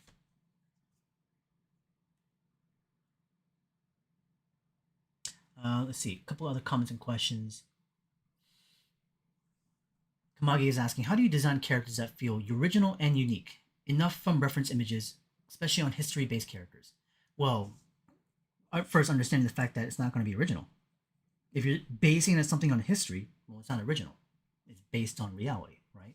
It might be a unique take. It might be a fusion, a hybrid, um, a manipulation of reality, but it's still based on something that's not your idea. It's just the world, right? History. And you take that information of data, visually or otherwise, and you play with it, using it in your imagination, which is, as of course, stimulated by your practice from your youth. Uh, you're maybe able to alter it, play with it, change it, be your own thing, yet be inspired by the stuff we look at. So then, one, letting go of that idea of originality is the first act. You're not going to be original, but you can, through research, through collaboration, through inspiration of looking at other people's work, find a spark, being able to then practice and fail, then succeed on being able to integrate all those variables and come to some conclusion at some point as a visual outcome of a design that you find is more successful. And when that would be, there's no way to determine that, right? But the only way to get that point of feeling somewhat satisfied with the work you're producing is, of course, the investment of time and effort you put into it. And only through that will there be a chance of a moment where you might come across that instance of a feeling of like, the work I just did, I actually think it works really well. I like it. And you have to have those moments that you can look at your work from designs to illustrations to sketches, that you look at your stuff and says, I like it. I think it works really well. That's going to be hard for some of you because all you think about most of the times, I'm sure, with your own work is, I need to get better. This is not good enough. Compared to other students I'm seeing right now, this is nowhere near that. Or you're always looking for problems. That's normal. But at the same time, there has to be that other side of experience. That you have those moments of like, well, I do like that work. Man, I like to sketch a lot. I want to show it to people. I want to share it, because I really enjoy it. How many experiences like that have you had with your work? Probably very minimal, if not none. And you need to strive for that as well too. But that's just given time,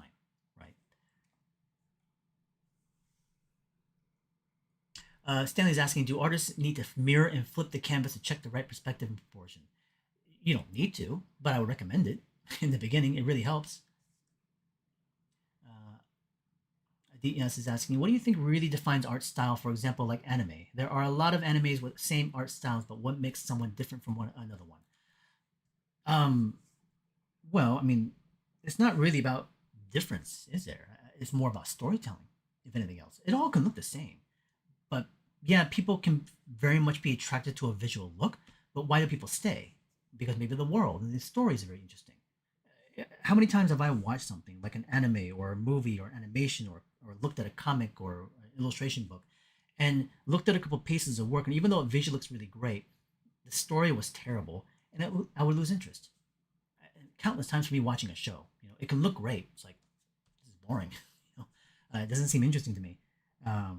There could be something that within the visual styling alone that could hold me. I mean, that's happened as well too. It maybe didn't play very well, or the story was kind of bad, but still looked pretty. I would just watch it. But I wouldn't really remember it that well. It was just a moment like I appreciate the visual look of it. So I think the priority first goes into the experience of the thing, and then being able to decide upon what visual sort of style you want to go for from that point. At the end of the day, this is also then coming to your own subjective sort of decision as to what aesthetically you favor, and nobody should tell you what you should like or not like, right? If you like a certain style, you like a certain style. If it feels somewhat similar, don't feel bad about it. If it works, it works. But if the story's engaging and it's really interesting, well, then go for it, right? But if you're always worried about like, but it looks the same as everything else, but that's, I mean, you're not really ever going to fully get away with that, especially if you're talking about these similar kinds of inspiration. I'm looking at things like Asian history and maybe European stuff or whatever kind of history, and then none of this stuff is original. You know, this isn't something that hasn't existed in some form or factor before. Stylistically, also, you can trace any of this stuff back to something in origin. Um, but I'm not going to sit here and be like, I'm worried about not being original. I'm using what I've consumed and infusing it, hybriding it, playing with it the way I want to. So it has a unique take. It can feel fresh, but I don't ever call myself original. I don't think any artist really is. Every artist is built off of the shoulders of somebody else or groups of community of people. That's just how it works. We pass on information either by education or simply just you looking at other people's work and you grab it and take it in, right? That never stops at that point.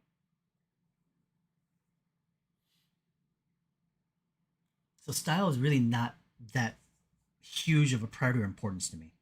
Uh, I'm not going to say it shouldn't be an important variable in the equation of what you create, but it shouldn't be necessarily the priority.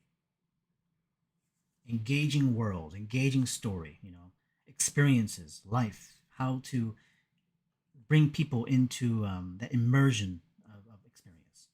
No matter what it looks like, people will love it if you bring a piece of that into it. So if you haven't really been living, if you have no stories to tell, then uh, just having pretty illustrations and great style will only go so far. So what that means is you need to experience more things. You need to get out there, do more stuff, live a little.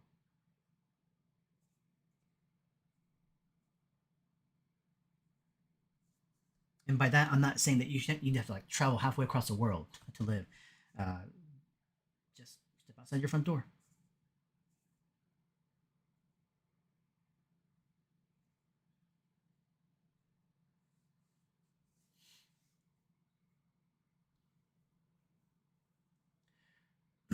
Question couple here from Levy. One is, do you know where I could find references for primitive forms or different values? Everywhere I looked as has the same white forms. I'm not really quite sure in terms of what in context you're looking for, in terms of references of primitive forms, um, like what the use is it for. But if we're trying to understand what the primitive forms are, well then basically what I call is the visual alphabet, which is basically we start with the sphere, the cube, cone, pyramid, and cylinder.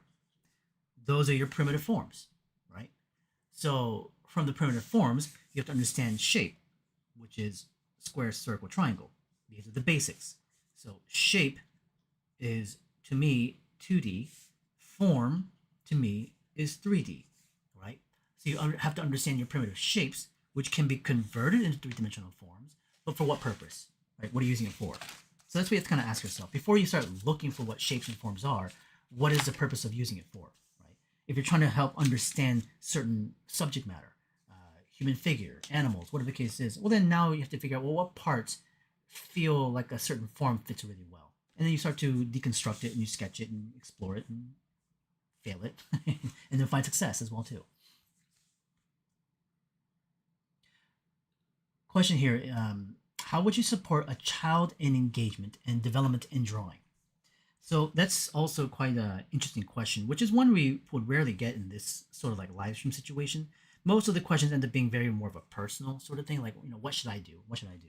But in that question of like for others, let's say for someone who's very young, what sort of how, you know, would I engage with that younger person in terms of a support system in their development to become an artist, specifically within the world of drawing, right? The first part is that very delicate balance of having a hands-on sort of approach towards what they're literally doing in their sketch uh, by showing it to them. Hey, this, do this, do this, do this. But you don't want to necessarily overly instruct and overly push the ideas of you got to follow these rules because as kids, one, it's going to be hard for them to pay attention to it. Two, hard for them to understand and remember stuff. And three, you don't want to stifle their ability to just explore and play with materials. So you want to show them that as an option by saying, hey, this is a thing you can try. You can, you don't have to, but take a look. And they might say, oh, that's interesting, that's cool. They might try it, but then do something else. And so as an instructor, you don't get frustrated by saying, hey, how come you're not doing it like this? You don't approach that, right? You have to let them come to those conclusions. So hand holding is a very, again, a delicate situation. You don't want to show them everything, and assume that you can give them all the answers. There are no answers. It's all of the idea of this is a direction you can go, and these are your options. You choose. If you choose, then they feel like they're actually taking ownership of it. They feel more engaged by that because now they're presented with the idea of a choice of what they can do, right? So there has to be this give and take a little bit, where you want to give a little bit of information, but you also want to allow them to make choices with it, right? So that's the kind of like support that I would give, which is just enough foundation of support, but also letting them understand that, hey, you can potentially fall off that foundation. It may hurt. It may not work really well. It may look really bad, but you allow them to fail. I don't like the idea of like, everyone gets a medal. I don't think that works. I think they need to figure that out themselves sometimes. And sometimes it doesn't work the way they want to. And sometimes they're not the best at what they do. You're not the best at what it is. I'm not the best at what I do. But you come to the realization of that and you embrace it because it's no longer looking at it as if like I'm failing, but looking at it as a source of embracement of maturity to say that, I'm not supposed to be the best. That no longer is even a goal set. Your own growth makes you realize more of what you truly want to do and who you really are then, not some expected thing that's been placed on you by saying that, hey, you had to be this thing. So I don't feel that way. So like my mentality of like my parents told me you get to be this thing in the future. They never told me that. So that never was instilled. And so I don't have this picture in my mind about some individual I had to be. It took its own form and shape through just natural living in time. But I was thankfully given that choice to allow myself to find that on my own. And it didn't always work out in the best ways. And there were a lot of ups and downs. And it maybe is not exactly, what I may have fantasized about when I was younger too. But that's okay. And that's the other aspect about it is that it's going to be okay.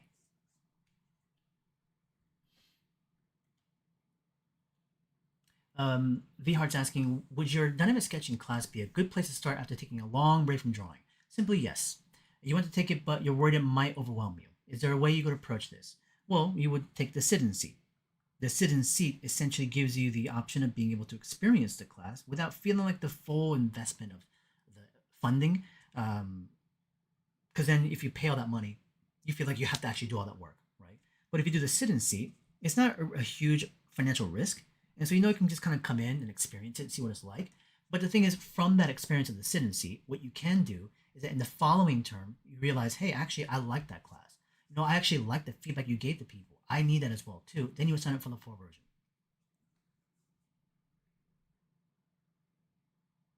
So I've had students that do that all the time. They will do the sit-in seat and then come back the following term, do the full seat. Some of them might even like upgrade in the middle of the session, saying, Well, actually, I want feedback now. Can I sign up for the full thing? Um, that can happen very early on. Let's zoom out a little bit. This is the full extent of where we're at right now. I want to place in a few more things around here.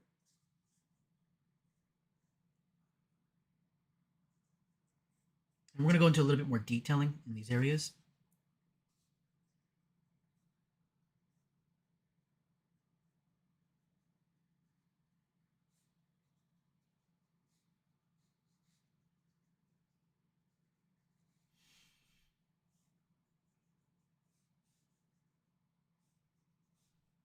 Keeping it light, keeping it simple.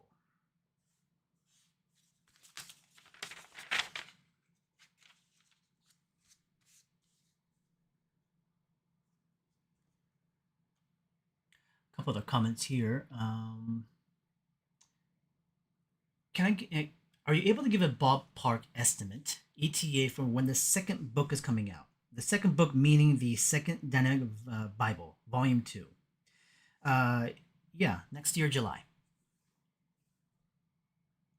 And is that a set hard date? It's my intention. It's my intention. I'm trying to get it ready for July because I have a potential solo gallery show happening here in LA in July before Comic Con San Diego. And before Comic Con San Diego, I want to have that book there.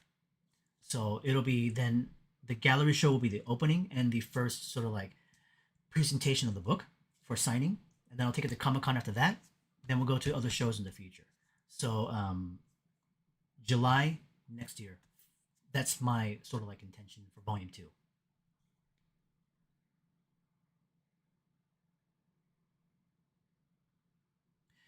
Question from Joji Vita Art is asking, will you be offering in-person classes anytime soon? Well, I still work with a art store here in Pasadena, and they're always open for me to do in-class stuff. It's more based on time. If I'm going to do it, it's going to be sometime next year, most likely early next year, spring. So I'd probably look around maybe around February to April to do an in-person thing in Pasadena. And the reason why I want it to be spring is because the weather's appropriate at the time. Summer's too hot these days. Fall's okay, but fall I've been traveling so much I don't really have time to do it. So spring in the early part of the year is probably one of the best times for me to do it. So if it happens next year, early next year, which again I would like to, because I do like in-person stuff. Husky is asking, who do you reckon is the best at dynamic sketching right now? I have no idea. Uh, what does that even mean? The best at that. What is the best at it? If it was to be about quality of work, I mean, there could be numerous people based on your subjective opinion on how you like their work, right? Is it about speed? Is it about notoriety, reputation, whatever it might be? Um, and are there additional people that use dynamic sketching methods and also teach dynamic sketching other than me? Yeah, absolutely. But to me, it's like I don't have that sort of system in mind. To me, it's not about who is best or worst. But I mean, there's nothing wrong with if you want to choose.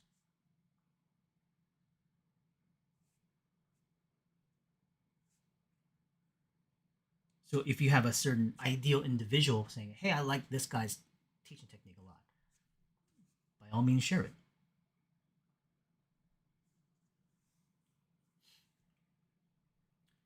A couple of comments and questions here. Um, have you ever had any struggles yourself or people you've known where people you're close with doubt you and actively discourage you? And it's a hard question for others who may actually be experiencing something like this because it's very personal potential subject matter. For myself, no, I have not had that experience. And for me, it's a subject in which that's not hard to deal with, but one that I could maybe sympathize more with others because I can't. I don't really have that kind of experience. I've always been encouraged. I've always been given time, opportunity, you know, chances. I'm very lucky and fortunate. Again, spoiled, if you want to call it that. You know, but I certainly used it uh, in a manner where I wasn't necessarily kind of like letting it go to waste. I mean, I worked very hard throughout my life to get to where I'm going now. But just because you just work hard, it doesn't always mean everything falls into place, as everyone here I'm sure understands in life. Having hard working mentality, you still also need opportunity. You know, you still need chances. Because I know many people out there who are excellently skilled, but just never had a chance. And life sometimes is like that. You know, maybe your timing was off. Maybe you just don't have the right people. Maybe where you live doesn't give you the locations or the opportunities. Maybe your background, other social tensions and stuff like this, right? And that's unfortunate, but that is the reality of it. So I've never had that experience where somebody discouraged or told me that, hey, you can't do it or you shouldn't do it. Do something else. You'll never get there. Or they overtly criticize hurtfully in ways. I haven't. I haven't. But recognizing the value of it, this is why, of course, I give so much as much as I can, right? I'm being able to help them feel that they can reach those next points. Not to say that I have the answers for them, but more in the sense I have the time and the experience to say, hey, I will sit and at least listen to you, right? And I'll just suggest, here's an idea, here's a path, here's something to think about. That's all it is. So just that little bit of minute of time might at least give them a chance to say that, hey, it could be possible.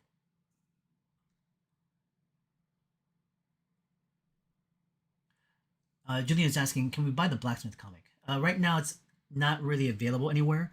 Nobody carries it. I used to just sell it on my own and ship it, but I'm not doing that at the moment because it's a lot of work. So I still have a couple of copies left. I have a couple of boxes in my place, and most of the times I'll take it to like local shows, or if I visit, traveling places, I'll take it with me, a couple copies here and there.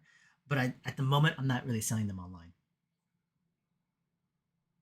I am planning more issues in the future, though. Not the same book, the continuance of the story. So I have a comic that I made called The Blacksmith, which I will continue in the future, on top of the many other books I gotta do.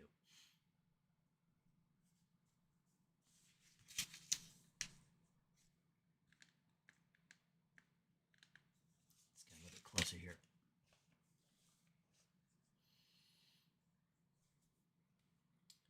Kier's asking, you've been looking at Frank Frazetta and Bernie Wrightson's work. Do you know any other ink artists that go heavy on the rendering, or maybe some abstract but rendered art? Uh, Again, I could probably spend hours talking about other artists of inspiration, specifically in the world of line and ink. And I won't do that, but I will maybe just give you a couple of artists that I like looking at. Yes, Bernie Wrightson, fantastic. Frank Frazetta, amazing. In terms of just off the top of my head, one I would probably turn to is Sergio Topi, Sergio Sergio Topi, Toppi. Sergio Topi, amazing artist. Beyond him, people like Franklin Booth, Booth. Franklin Booth is amazing. Um, who else? Charles Danny Gibson, the Gibson Girls, obviously series, always fun to look at. He does a great series called just Everyday People. It's just a series of illustrations of bourgeois life, you know. And mostly these artists you're talking about, late 1800s, 19th century.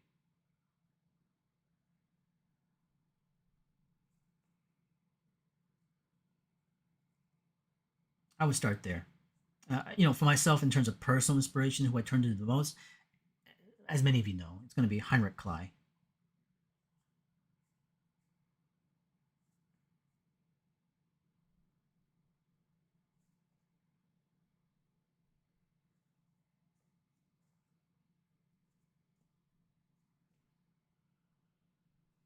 Let's see here, a couple of questions. Do I use a smearing technique like what Jungi used to do? I don't. To be honest with you, I never liked that. I never really liked that technique. The smudging of ink, I just never favored it. I mean, people seem to like it, and it's fine. It made it really quick for value, sort of like placement. But I was not a fan of it, so I don't really do smearing.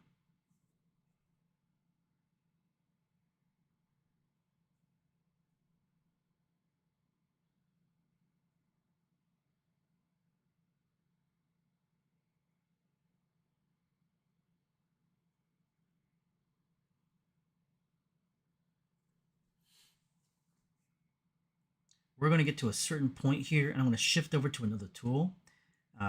It's going to be that gray wash. We'll see how it looks with this one. This ink is not that dark, so I'm hoping it won't wash it out, but we'll see. We'll play with it. If it messes it up, whatever.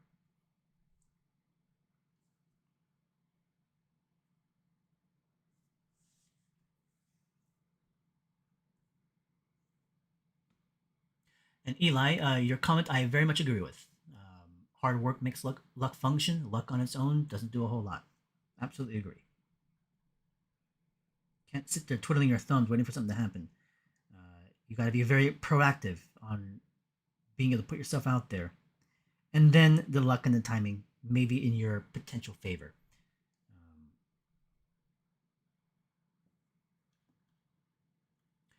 Danny, this pen is the thin line. THIN line. It's a Japanese brand. I got it when I was in Japan. I bought a pack of it. I need to get more because this is the only one I have left. They unfortunately don't last very long, but I do like how thin the line is. Because this sketch that I'm doing right now is not gigantic. It's not really big. So getting some of the smaller stuff, a thin pen like this really helps.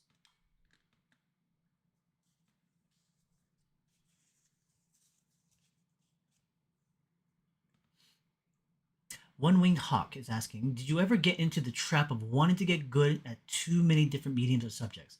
Or were you always into pen and ink? No, for sure. I was always very envious as a student, when I was a student, of other people's ability on capturing light and color because I was really terrible at that stuff. Painting. I loved painting, but I was always very envious of my friend Izzy, who I went to high school with, and we went to art center, and he mostly really enjoyed painting, where I mostly stuck with ink and line. I knew this was my strength, and this is what I invested most of my time into. But at the same time, I, I really find painting beautiful, but I just couldn't pick it up in the same way that a lot of my friends were. I just didn't see the world that way a lot of times. But two, the way I painted ended up being how I drew. So if you paint like how you draw, it doesn't really work because drawing is all about shape, form, construction of line. Where painting is about edges and about light and shadow. And even though I could paint competently enough, it just felt like it wasn't to the same level, you know. Um, so of course, I wish I could have like pushed that more and got to a level of like, a level of skill within that medium, but also within other subjects. My weakest when I was a student was environments, environmental design, environmental backgrounds, uh, painting, that sort of stuff. I felt like I was terrible at it, and I was, you know. And I would still say that's not my strong suit today, like illustration, environment, paintings, and backgrounds. I can draw and sketch backgrounds, but in terms of painting them, it wasn't my forte. Um, but that was never really the kind of work I did, anyways. So I didn't really pursue it, but I did appreciate it, and I was a little bit envious of others. But that would be the same thing as somebody looking at my work, maybe. But all you see then, of course, is only from your own eyes. So,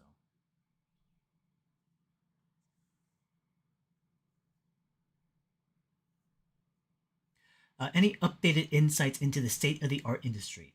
Another loaded question, but another delicate one also from Salmon. Um, it's tough out there. We could say that, right? It's definitely tough out there.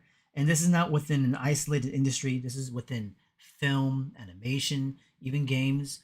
A lot of that stuff right now, it's in a very kind of precarious situation due to many factors. It's not a single thing. It's not only just like AI stuff, okay?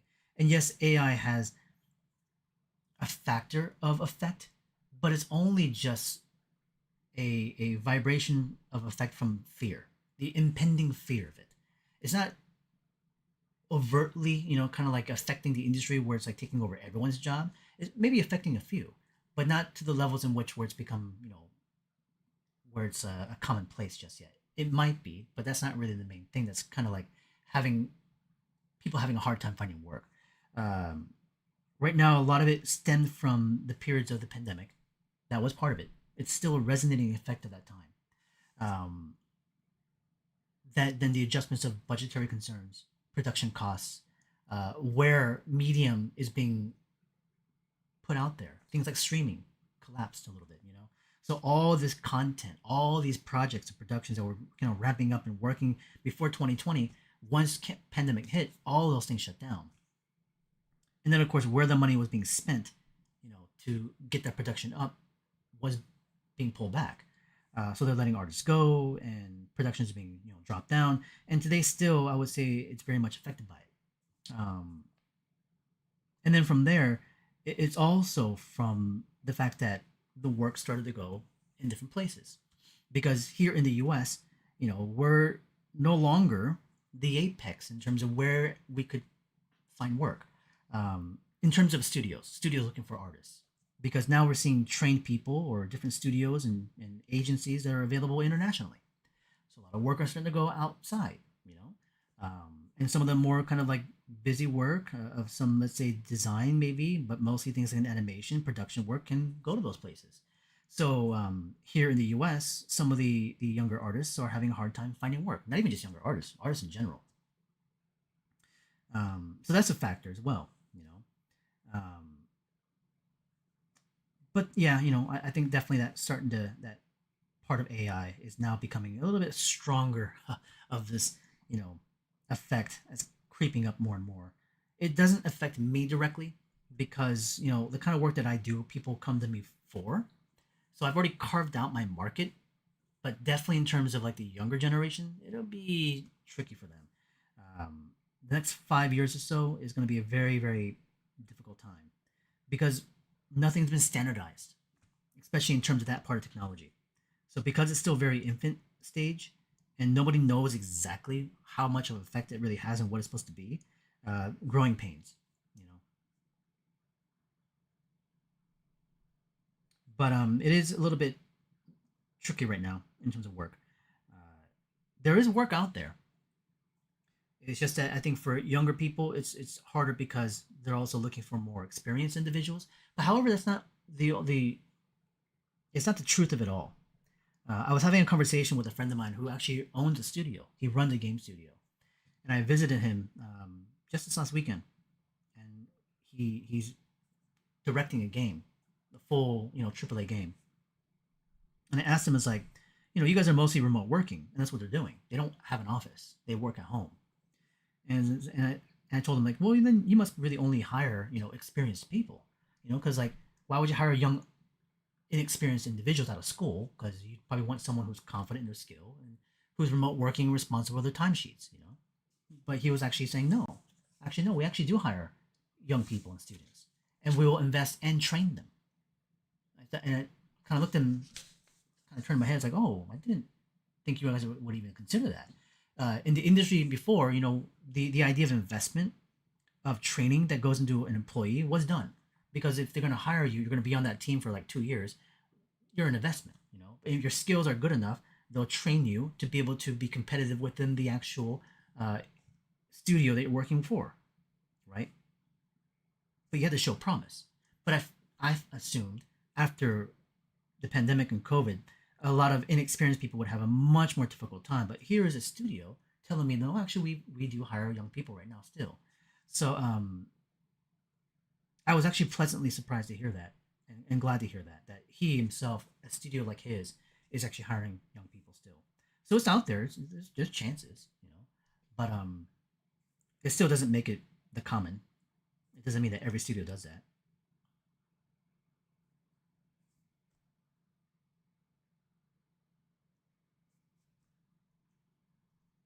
Okay, you know what? We're going to switch over to a different tool. Uh, this specific tool right here, this is just a water brush.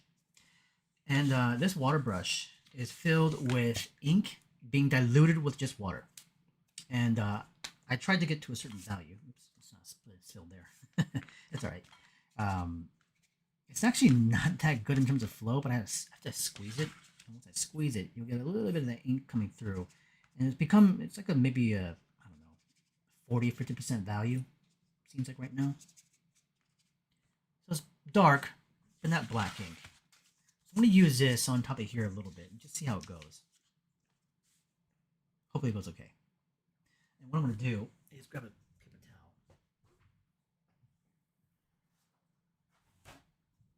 This is not the best brush to use this for, but what I normally am going to do with this is I'm going to squeeze it to get a little bit of the ink flow going to saturate the brush bristles.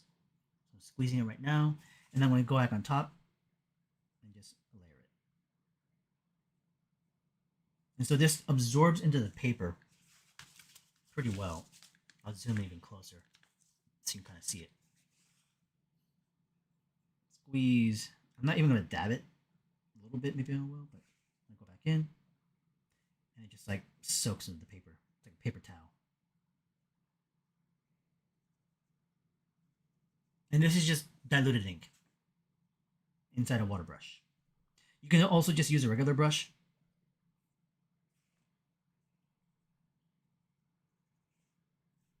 It's kind of annoying because I thought there would be a better flow where I wouldn't have to squeeze like this all the time. But unfortunately, it didn't really work out that way.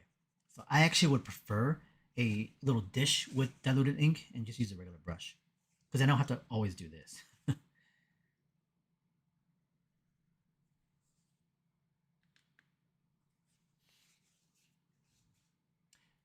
Okay, now is asking, what's my skincare? Water.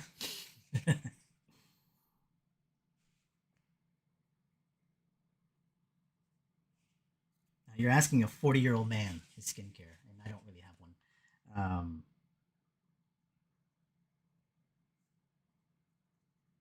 I'll buy whatever face wash I get at a store.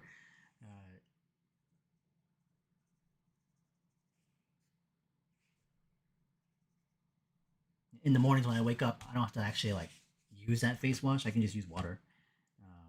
When I was younger, my skin broke out a lot. You know, like anybody else going through puberty, you get acne and stuff like that. I hated it, but you know, as you get older, your hormones settle down, and I don't really get pimples and stuff anymore.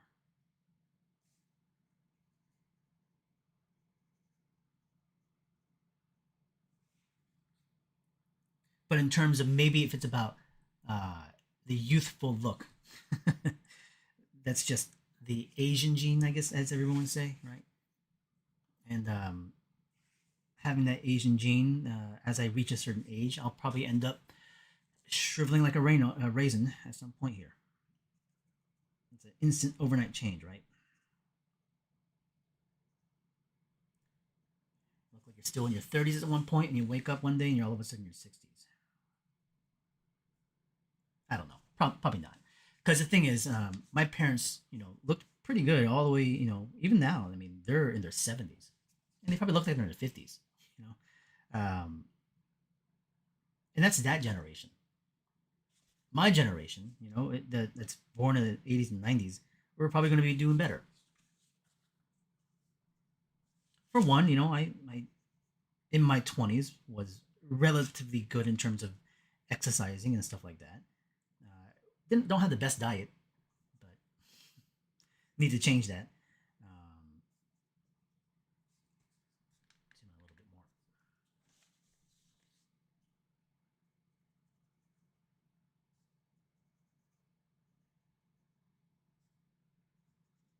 But I'm sure into my 50s and 60s, I'll probably be fine. I don't know. I'm probably end up losing my hair. It's in my dad's side, thin hair. I don't have any white hair. I'm 43, not a single white hair. There's another part to this, which is the I don't know if that's my generation, but me specifically, I'm not gonna have the same level of stress as my parents had. Right? Stress ages people. I don't have a lot of stress.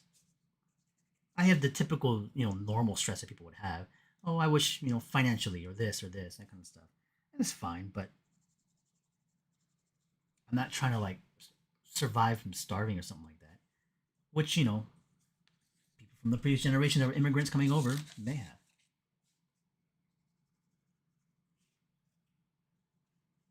So if I had that kind of stress of like raising a kid in my 20s and moving over from a different country and trying to settle and find a job, I mean, that would age you real fast. Which is, of course, why, you pay respect to your elders and thank them for their sacrifice of what they did in coming over. For those of you that have parents that did that.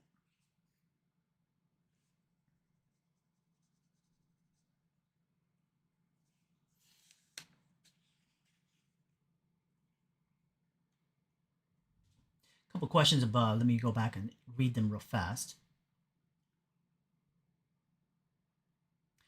CEO is asking, have I had time to shoot my bow lately? It's been so hot, honestly, that I haven't shot as much. And also, I've been traveling a lot. I really want to. I want to get back into it, but the weather's going to start to hopefully cool down going into November.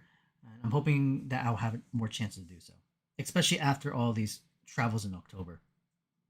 November, actually, I'm in Japan, so that'll be kind of a tough time too. But I do miss shooting daily. Ah, still ink. That's all right. I'll turn that into something.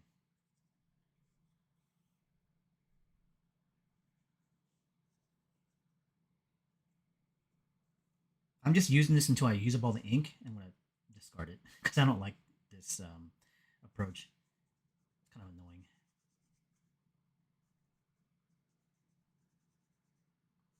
And this will dry a lighter as well too. So as intensive as it looks now, it will be less intensive later on.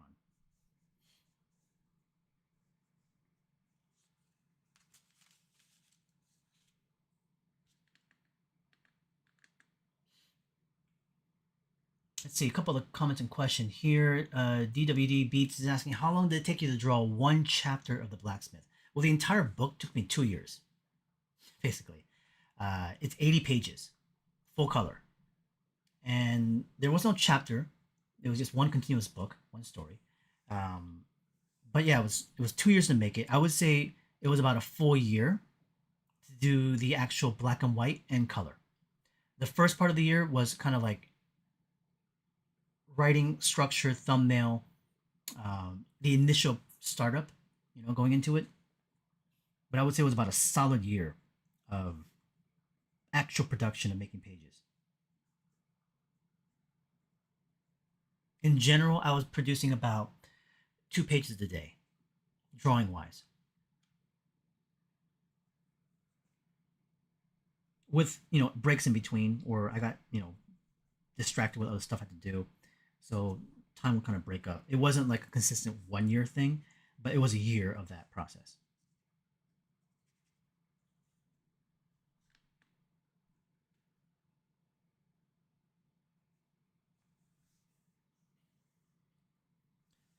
Let's see other comments and questions I just may have missed. Ken was asking, recently you're back to doing some basic training such as anatomy, shape, some kind of stuff. Now I'm having trouble transforming solid muscle to beautiful shape. Is there some training ways? I mean, you're talking a bit more about visual look and styling at that point, Kenwood. This goes back to what we were talking about earlier, which is being able to study others who have done it already, right? So being able to one appreciate and then of course find inspiration of other people's work, of being able to see how they've styled muscle through their shapes and forms. For me, one of the biggest inspirations of anatomy when I was in high school, in my teens, was Joe Madureira. He was an artist that did comics, Marvels and stuff like that. He did tons of X Men stuff. Then he did his own series called Battle Chasers, right? Yeah. Anyways, I followed his stuff a lot when I was in my teens and 20s, and I would imitate like crazy, and it fed into my work. And there's still remnants of elements of his work in my stuff now.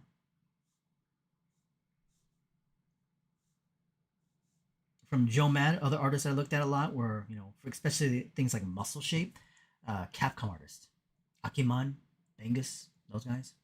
This is in the 90s.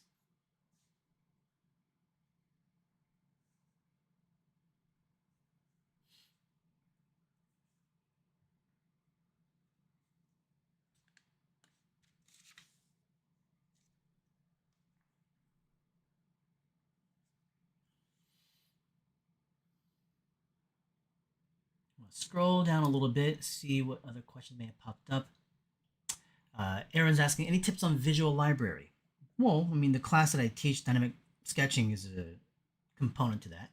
Um, and what we try to do there is obviously observe the world in a way to help us with visual library, which goes into the idea of simplicity, deconstruction, and form or breakdown, right?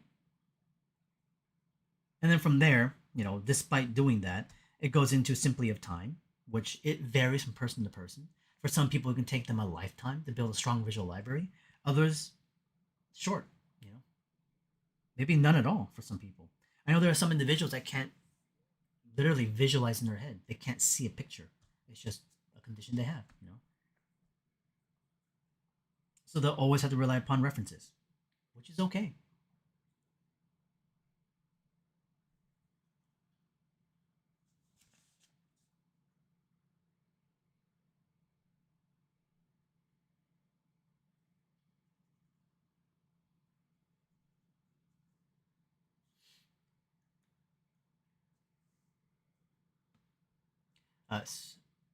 Smash Crack is asking, how do you grapple with things you have no control over? Um, well, embracing that fact that you have no control over it. Uh, it's an illusion to think that you have control. And I'm not saying it should just be chaos. You could influence directions of things, right? Your drive, your enthusiasm can help you overcome certain frustrations or uncertainties and things you don't understand as much because you're able to put yourself in positions to be able to discover, right? But when you don't have control over it, it takes away that pressure, which is good. But through your training, you're able to fall back on that confidence. So letting go of that control, relying upon experience of time, and being able to understand that there's always a next time, right? Allows you to then move forward. Because for me, as much as I might like a current piece or I'm really thinking about the one I'm doing now, I'm already thinking about, man, the next one. The next one. I want to draw more. What other can I do with this sort of subject matter? It's not because I'm trying to forget this one or I didn't like it. I like this piece. But it's like, I want to keep going. I want to do more. That's what I thought last night when I finished the other piece that was of this same subject matter. I was thinking, oh man, I want to do another piece. And today I did another one. So now that I'm doing this one here, I'm already thinking about tomorrow. I want to do another one then. So that's where I'm able to always kind of look forward to the next piece.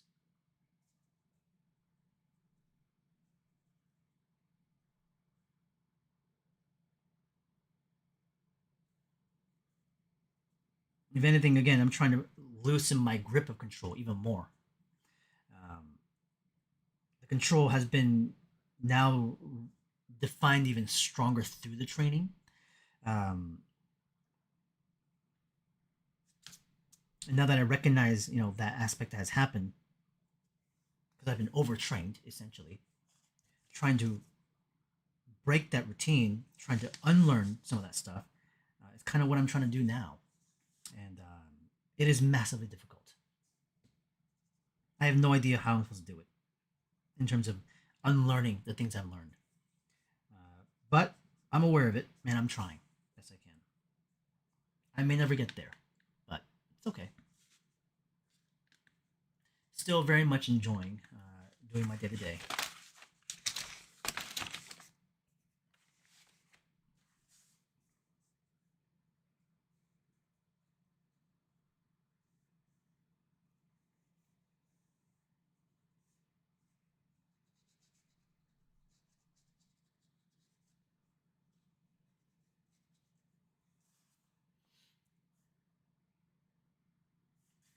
Malnick is asking, glad to see me live. We met back at the Berlin show, the playgrounds. Yeah, going to Lightbox next year. Great. So obviously not this year, next year. Hopefully you'll come. We're about 2 hours in right now. So we're going to spend maybe another 10, 15 minutes kind of wrapping things up here real soon. Any other questions, comments you guys might have, now is the time to ask. Just to remind people again, for those of you that joined later on tonight, I will be at New York Comic Con in about 2 weeks. So if anybody lives in the East Coast who's planning to go to the show, stop by, say hi. I will be at Lightbox at the end of this month. So that one's also another big show that people will be at. It's going to be quite hectic, that show in particular. A lot of things are going to be going on, tons of different talks and different sort of programs. So I'm going to be kept very busy pretty much every single day. But if you do catch me there at Lightbox, you're more than welcome to ask questions, stop me, talk to me, show me things, whatever you want to do. And I'll happily spend a minute with anybody there. Besides that, into the future, for this particular year, those are the only shows I have left over really doing. Next year, nothing's been fully confirmed just yet, any sort of international trips and whatnot, but I'll be doing some of the typical ones. Comic Con San Diego, Monster Palooza in Pasadena. Then, of course, the shows I'm doing now as well, but hopefully some international stuff I can maybe squeeze in. This year, I was in Berlin, I just mentioned, with Playgrounds, which I don't know if I'll be back next year for that. I have no idea. But I'm hoping to do some other ones too, if I can. There was a school I worked with in Paris that I'd like to be able to reconnect with. And I did a lot of workshops with them in France. So I might try to be out there in Paris at some point.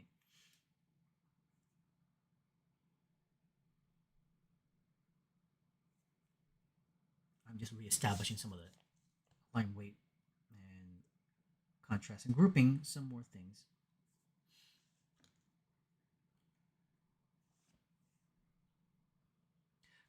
Kirsty's asking, you're 53 and only just now beginning to learn how to draw. Any advice for a complete beginner? Came across the channel after seeing a review on the book, which you just managed to get a hold of. Well, first, welcome, Kirsty, and I hope your endeavors in pursuit in this skill and knowledge is a fruitful one and one that doesn't necessarily instill a lot of heavy pressure or anxiety, okay? Because it very much could. So being here, hopefully, having dialogue and conversation will help set at least a tone for you, which is to be able to, again, like I said in the beginning, initially doing this because you enjoy doing it, and surrounding yourself with the right people. I would say that's going to be the most important first step within your immediate vicinity, but then also from then your educational side. And being surrounded by good people is critical because I know many, many people who don't or started off in a very kind of bad footing based on maybe where they went to, who they met, some instructor they had, how they were taught, what they were told to do or not to do. It really kind of left, for some individuals, a sour note in their educational route. So first things first, of course, like I said, is kind of starting on your own, just enjoying what you do. Don't worry so much about if you're doing it right or wrong, or what you should do for a job, or can you make money off of it. All that sort of stuff, if there's an intention for it, will come to a moment of questioning when it's appropriate. But in the beginning, right now, those sort of thoughts and intentions shouldn't be in mind. The thing you need to be doing right now is exploring subject matter, exploring materials, exploring, connections, communities, locally, online, university level, to whatever level, uh, books and resources, finding inspiration, mediums you enjoy, consume as much as you can. If you like comics, read a lot of comics. If you like animation and movies, watch a lot of animation and movies. If you're in the field of working in art and it's going to be about working in entertainment, you got to follow those mediums. So if you want to work in games, you don't really play games, I would recommend at least get a little bit into it. Know what's out there. Um, but whatever you're into, don't cut it out. Any sort of hobbies you might already retain or have, those are great things that you'll be able to use for your artwork, whatever that may be. But if you just want to draw for yourself, it's more just a hobby. It's not some sort of career endeavor. In that situation of case, you have all the time in the world. There's no rush, you know, and just kind of take it day by day, and just enjoy being able to wake up and do the things you do for yourself. You know, maybe at your age, you come to the point in which you've been able to kind of carve out that time for yourself. You've already invested in maybe a career you've already kind of done in the past, or maybe you felt like you need a different direction. So you now have reached that age in which you've allowed yourself to do it and revel in it. You know, so don't let anybody, kind of like tell you what you can and cannot do in a situation and how you should do it. Of course, certain techniques and lessons, when you're looking for it, you would follow as best you can because you're putting yourself in that situation. But in terms of your own pursuits, well, you don't need anybody to validate what you're doing. So if you enjoy the medium or the subject matter, or the stories you're trying to tell, then keep going. And don't be afraid to share. Share to, again, people that you know and people you can find online. If you're afraid because of things like comments, I understand, but you're not going on there for someone to validate again about your quality and what you can do. You're just going there because you just want to share and express your ideas, your stories, your worlds, your characters, your visuals. As artists, we can't help but want to create, but also to share it. You know, so definitely maintain that kind of mindset. You can say that you're 53, but that doesn't mean anything to me. It just means you're 53. Great, go at it. Um, if you're thinking, is it too late? No, it's not too late. It means it is the right time because it's now.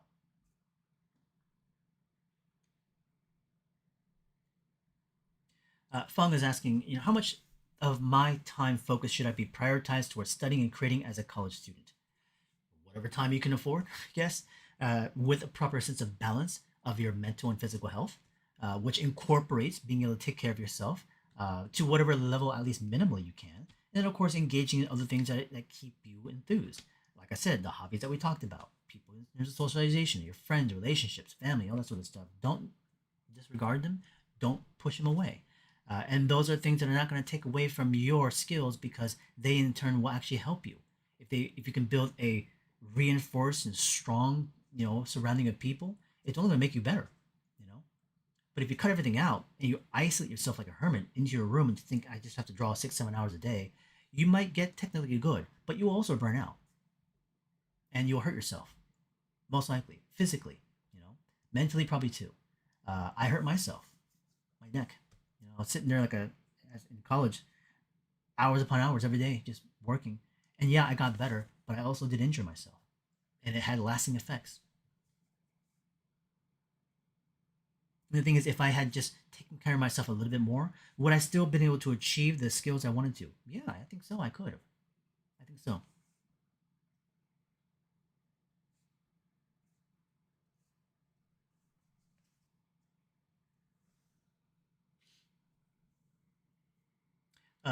Question here is: any tips on how to conquer your fear of making art?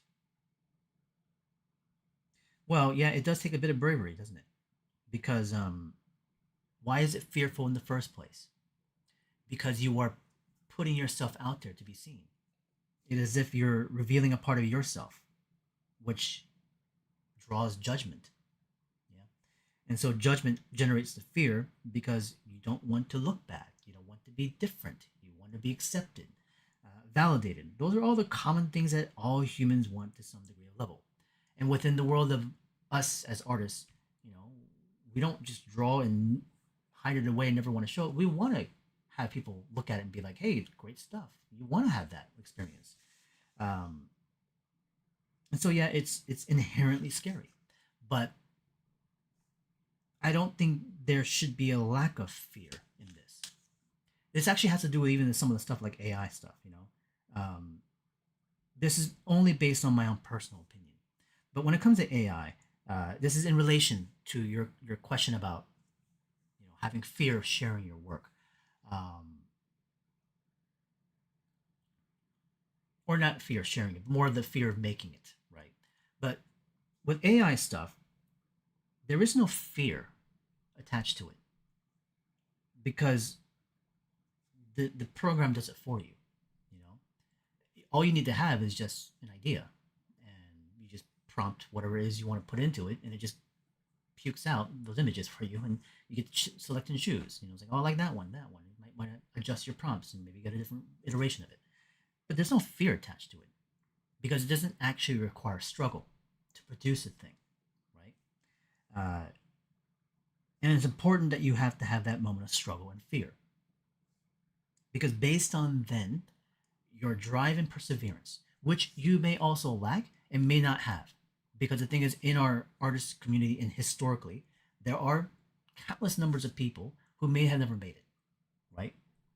And the thing is, in our world, in life, not everybody makes it. You can dream as much as you want to. I want to become this famous artist. It may never happen. You may never be known. That's the reality of life. But that doesn't stop people, right? You're going to still try. But there's that fear attached to it. Well, what if I'm not going to be that? Well, you may not be. You may not be that great. But if you're driven, if you're, what's that? I was looking for another word, but the perseverance of it, the bulldoggedness, I guess, in a way, that intensive drive and hunger, in which you somehow have to fortify, intensify, find if you don't have it, has to be there. Talent has nothing to do with it. But if you have it inside you, somewhere inside that, and if you can even find an inkling of it and start to stoke it, well, then you start to then challenge and hit those walls, but overcome them by being able to punch through it, right?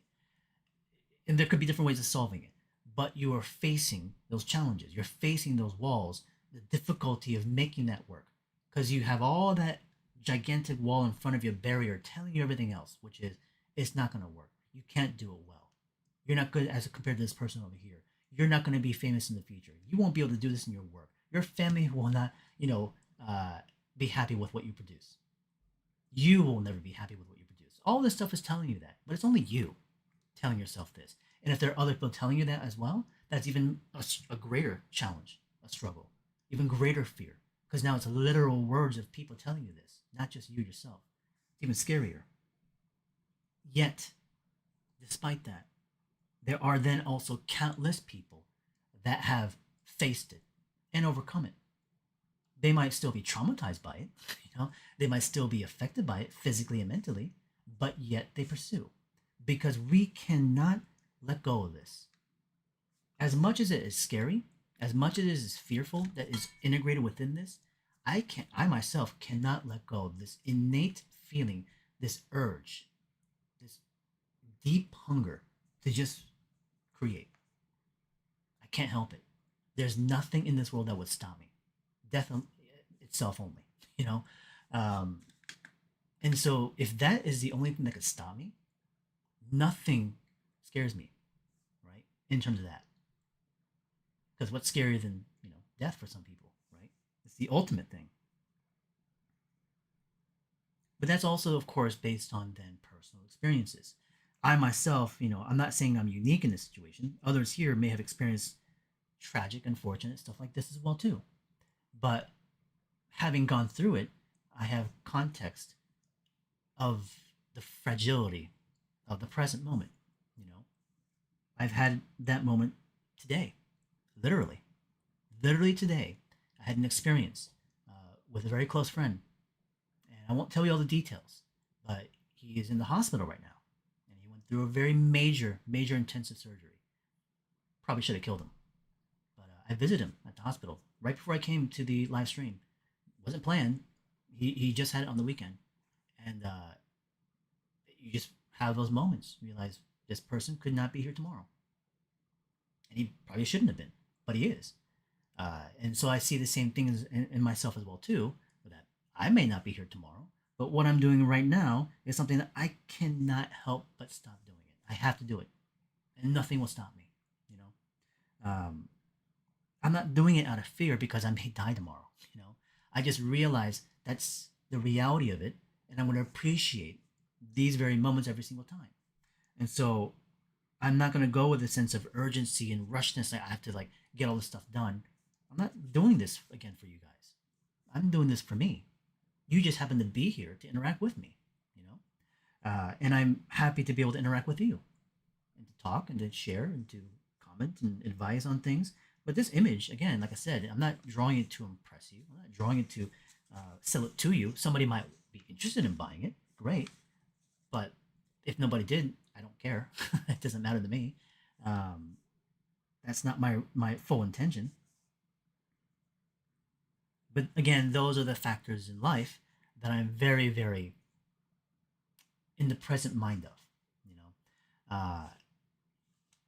And yeah, so as Eli is saying as well too, you can very much on your own place that addition of fear to it, but you also then have the control, not really the control, but more of the opportunity in the very moment now to be able to overcome that through a shift of mindset. And it may not happen overnight.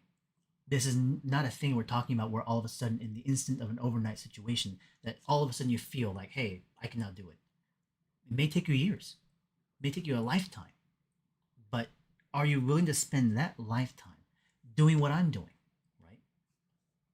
Because I have, I'm willing to. And if you're unwilling to, well, then you're saying, well, I will never be as good as you. It's not because you're talentless. It's not because you don't have the time. It's because you haven't committed. And so commit, because that's a very scary thing for many people. Outside of the world of art, within everyday life, commitment is very scary. The choice to say, I'm going to stick around, and do it.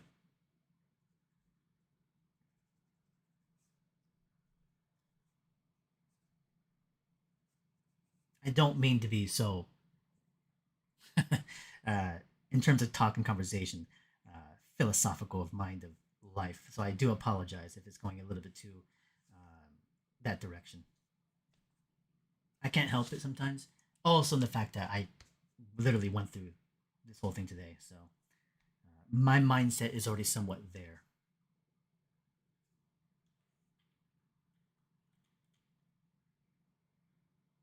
Okay, let's see. Last couple minutes or so, I'm just kind of filling in the last couple of bits of information. Let's just scroll out a little bit, see the rest of it. Any other questions or comments? Now is the time to ask. Like I said, hopefully you guys have been enjoyed having just a conversation. It's already been 2 hours. It goes by really quick, even though it's a good amount of time. I am traveling out this weekend, and I will be back next week, which I would like to be able to do, hopefully another stream at some point.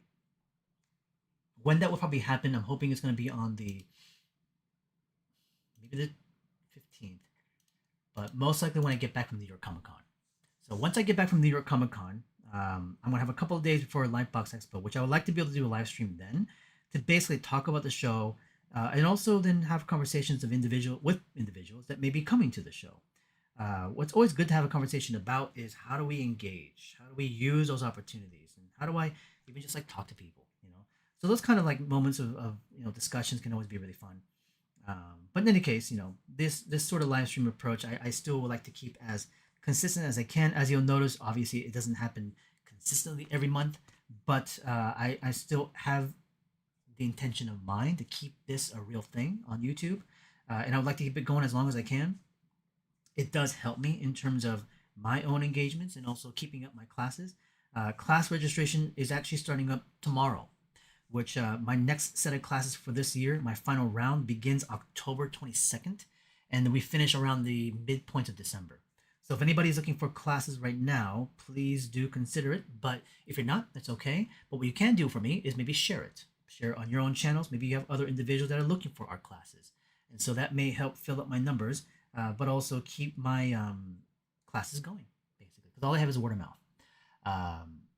Last couple questions, real quickly. Aaron's asking,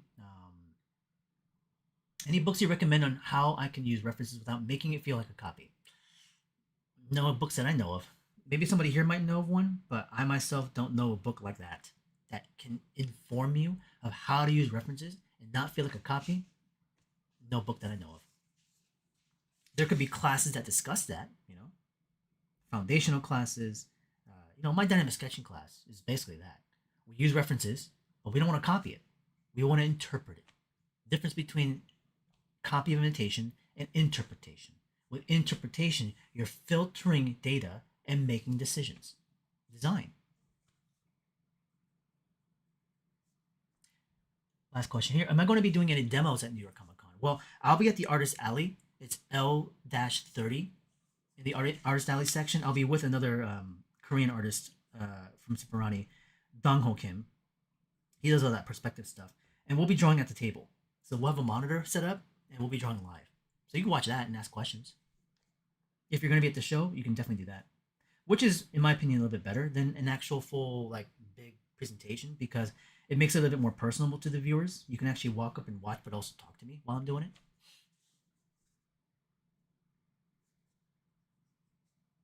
But we are pretty much done with this one. This will be a part of the collection where I have this piece and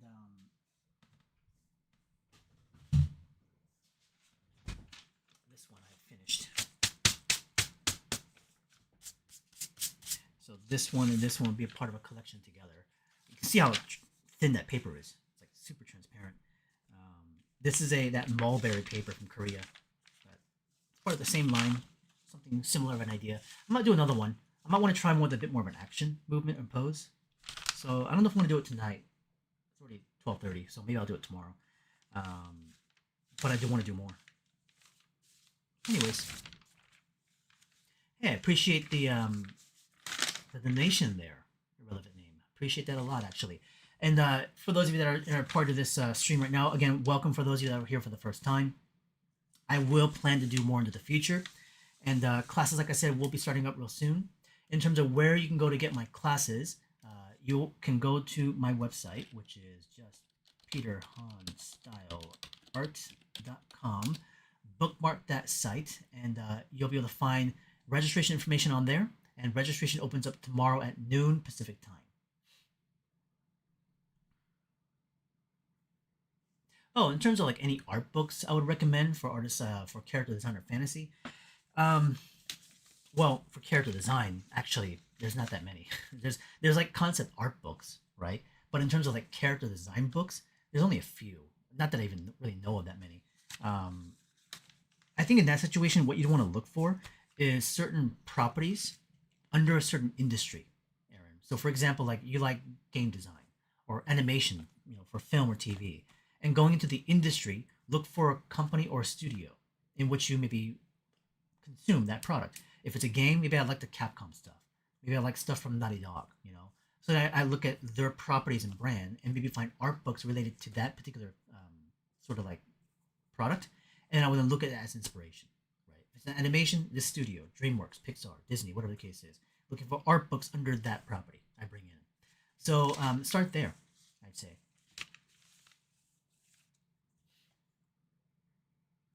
Okay. Well, again, thank you for all the questions and comments. I appreciate you guys. Well, next time around, hopefully after New York Comic Con, I'll be on again, doing basically another live stream, live drawing, questions and answers, and talking as well too. And we'll be starting up class about the end of the month. If I see some of you in there, that'll be a lot of fun. But if not, I'll see you hopefully in the future on YouTube again. But we'll talk more at some point. Thank you guys. Appreciate it. We'll talk